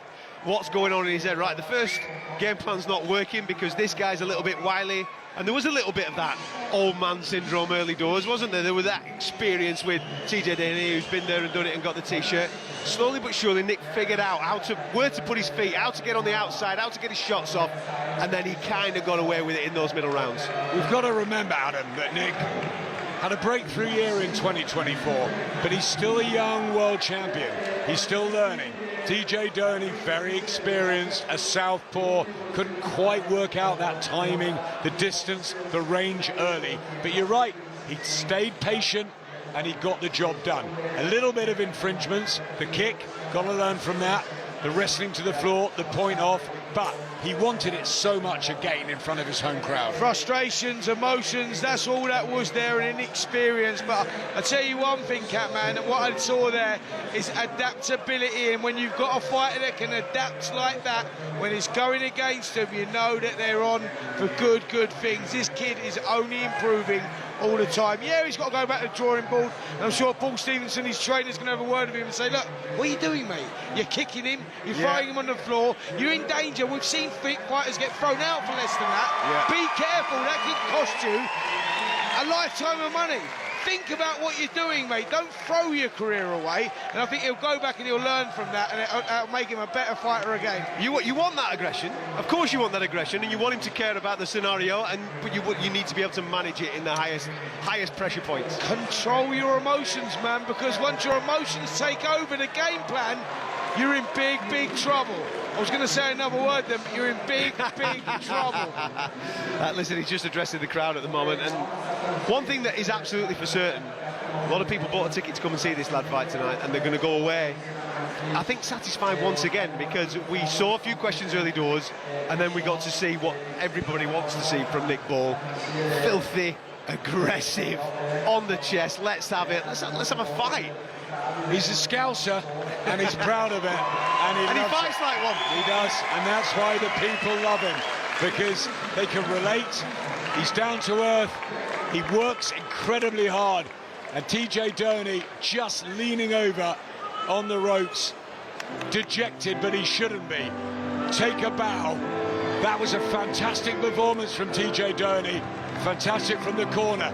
But it's Nick Ball's night, he's world champion, and he goes on. But maybe the fight with Inoue, maybe we should be looking at the other world featherweight champions. I agree. I don't think we're ready for Inoue. No, absolutely. Listen, Inoue's got his own business to take care of in the weight division below, hasn't he? He's got a couple of fights that we would think are going to materialise for him this year.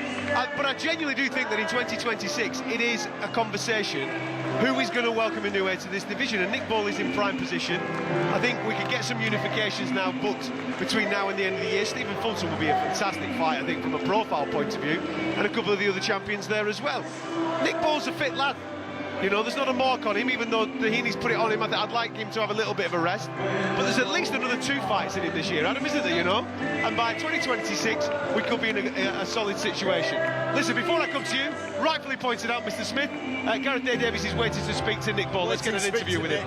Nick, where did you practice that knee to the thigh, first of all, at the end of the first? What happened? That was me Thai boxing days, that when I was a kid.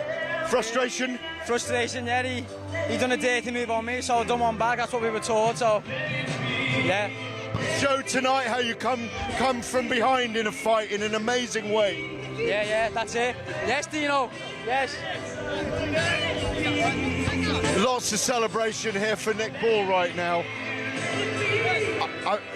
Nick, what does it feel like, Nick, to fight in front of a home crowd? As you can see, you only have to look round. Look, special, yes, Branner. Tony, nice one. Yes, Dad. Congratulations, mate. We'll see you soon.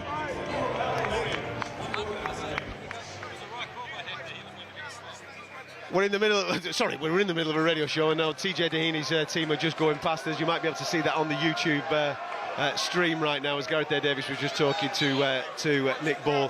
Obviously, heartbreak there from TJ Doheny, and we're just having a little bit of a chat with his team just behind us. You had a few words with TJ Doheny as you went past there, Spence. What were you saying to him? He was broken, mate, but you know what I said to him? I said, listen, mate, you've got the heart of a lion. You showed what it's all about, a gladiatorial sport. You left it all in the ring. Your corner done the best thing to save you for another day. I said, but you entertain the fans here, 10,000 strong, and you've gone out with more credit than you come in with. Well done. Paul Stevenson's been a busy man tonight. He's had a few charges in that ring, and Gareth Davies is with him. Fighters tonight, you're still waiting for the last one to come now, aren't you, Paul Stevenson? Yeah, it's been a bit of a busy one, Gareth. Been a great night. Big thanks to Frank. I had to ask Nick Ball journalistically, what was the knee to the thigh doing at the end of the first round? And he said total frustration. Maybe he was lucky the referee didn't do more in that moment, but he was maybe badly penalised later on for throwing his opponent down. Yeah, it swings and roundabouts. That fella, he got him in a headlock and he wouldn't let him go, so he's lost his temper. But it's just part of development. People are going to do that, and he's just got to make sure he doesn't get disqualified, you know. You're a very humble guy. Humility you put to all your fighters. Peter McGrail, I can list loads of them anyway. You're a brilliant coach. Congratulations on that performance that we saw from him tonight, where we had him coming behind after the first 4 rounds. Yeah, you had him behind after the first 4, did you say? Yes. Yeah, well, we worked a lot on developing Nick's game, on his body punching, his jab, especially his defence, and it just come together really well. I personally didn't have him behind, but you see it. You're never going to have him behind, are you? Maybe not. But I thought he was, and even if he wasn't winning the rounds, but he's still winning the fight. You know, he's making the guy work, and yeah. So anyway, great job from Nick. Very exciting performance. I thought he was great. Paul, he did. He finished brilliantly. He's so relentless. We were talking earlier that he could really, never mind the Nui fight that we all love to see him in. We've all been preaching about that for about a year, but he's probably got in him to beat everyone and become undisputed. Fulton, can't remember all their names right now, but Fulton, Leo, and I can't remember the name of the other guy right now, but he could beat all of them, couldn't he? I think so. He's already beat 2 real outstanding champions. You know, he didn't get the decision against Farag, but... Oh, he should have. And Ray Ford, I think, history will show to be a really outstanding champion. Unlucky to meet Nick in his first defence, but yeah, I think he beat them all. Does it make you pinch yourself that he walked in when he was 18 years old and you both said to each other, we're going to make something special here, as your fighter gets in the ring, I think? I'm going to have to let you... It's not your guy, but he'll be here in a minute. When you look back on that now, what a relationship, what a synergy. Special guy, you know, to do it from day one, to build our way through from the small halls, now onto these big shows, champion of the world, and, you know, it's just hard to put into words. Should he have been made Fighter of the Year last year? Yeah, definitely, 100%. He's beat the 2 best featherweight champions in a world, back-to-back world champion. Had 4 fights in that year, one against Dogbo, former world champion, and then the last one against Ronnie Rios. 4 outstanding wins in a year. Definitely should have been Fighter of the Year. I do hope you get your recognition very soon as well. I think it's creeping up on us. Paul Stevenson, congratulations tonight, and congratulations on developing all these great fighters. Thanks, Gareth. It's nice of you to say so. We don't look for recognition for ourselves, just for the boxers, but it's still nice to be recognised for what you do. You know. Thank you very much. Cheers. ERT, Everton Red Triangle's flying, isn't it, at the moment? It really is, yeah, it really is. And Paul's doing a great job there, mate, and he's bringing and developing some great fighters. Success breeds success. You know, they're looking at the likes of Nick Ball and seeing what he's achieved and how far he's going, and, you know, how people are talking about him. And the other kids want that. When you're in a gym, in those sort of surroundings, you want to be that guy. You look up to them guys, and that's what kicks you on, inspires you. But in kind of synonymous with all the stories this evening, there's been a bit of frustration in all the Everton Red Triangle fights, hasn't there? You know what I mean? There was some tough questions in there for Cain early doors as he was chasing Charlie Edwards around the ring, and then obviously Ian Valuta came up and upset Bradley Strand. Yeah, listen, it happens, doesn't it? Well, it was a tight fight. No, because he got a trip in that fight, didn't he? Oh, yeah. I thought he was unlucky, Yeah, Brad the Strand. knockdown was not a knockdown, you're right. But I still thought Valuta won the fight. I mean, taking that out of the equation, I think it was very close. Yeah, it was one of those. But what I fights, mean is that there's trials and tribulations along this way, along this journey. It can't always be plain sailing when you're in proper fights. Absolutely, and I think that shows what we're getting here, don't we? All the guys are on home soil, but they're in 50-50 fights. That's what the crowd need today. listen, lads, you know, and Gareth, you all know, and you, Adam Smith, that we go back 10 years, and you can pick who's winning the fight straight away. You go, right, red corner, blue corner, red corner. We don't get that anymore. You know, the crowd demand the fights, the 50-50 fights, and proof is in the pudding tonight. There was frustration for a lot of boxers. I mean, Nick Ball admitted it. I asked him there about the knee from his Muay Thai days, as he said, making light of it. I mean, being in his fans there was incredible just now with Romario, who was filming me. I'm literally pulled away by 10 people. He's incredibly popular here. But you know what? He came through a difficult, difficult period against a very awkward southpaw, and he bested him in the end. He will still have grown from that. Fabulous ring education for Nick Ball in many, many ways. And as for the fans and the popularity, this is a fight city. You know, we've seen so many through the years. John Conte, we've had the likes of the Smith brothers, Tony Bellew, of course, Big David Price for a while. Yeah, it's just been fantastic when you've come up here, and this arena is brilliant when it's packed. Absolutely, and you know a fighter that's just come to mind here, and they loved him like they loved Nick Ball, and he reminds me a little bit like him, Paul Hodgkinson. Paul Hodgkinson. He's sitting over there. He's sitting over there on the ring apron. He was a dominant featherweight, pound-for-pound star back in the day, and he was, and they absolutely loved him. From Kirby as well, by the way. His mate ate half my pie tonight. I was waiting for Hodgkinson to come along, but he was out getting the drinks for everyone. What a lot of fun we had with him. He was a great fighter. And also Shane Erie.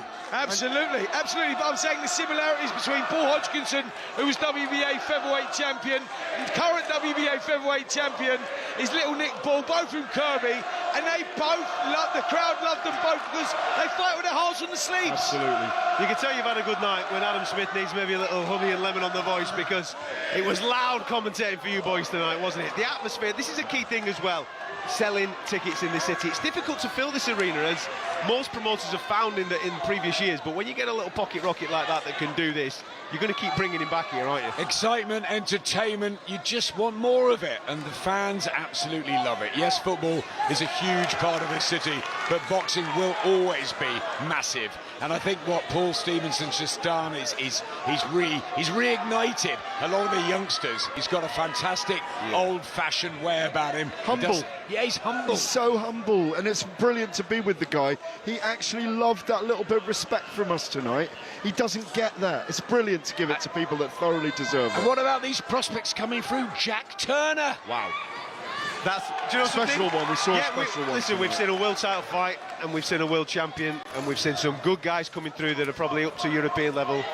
He's the guy I'll be talking about tomorrow. Mate, we've seen upsets, we've seen developments, and we've seen future superstars, and Jack Turner is that kid. Remember the name. Remember the name. What a way to finish the show. Listen, thank you very much for joining us on Fight Night Live here at the M&S Bank Arena in Liverpool. Nick Ball got the job done, but he was asked some serious questions from TJ Doheny. Liverpool is absolutely alive with talent, and we'll catch you next time as we bring you more action on Fight Night.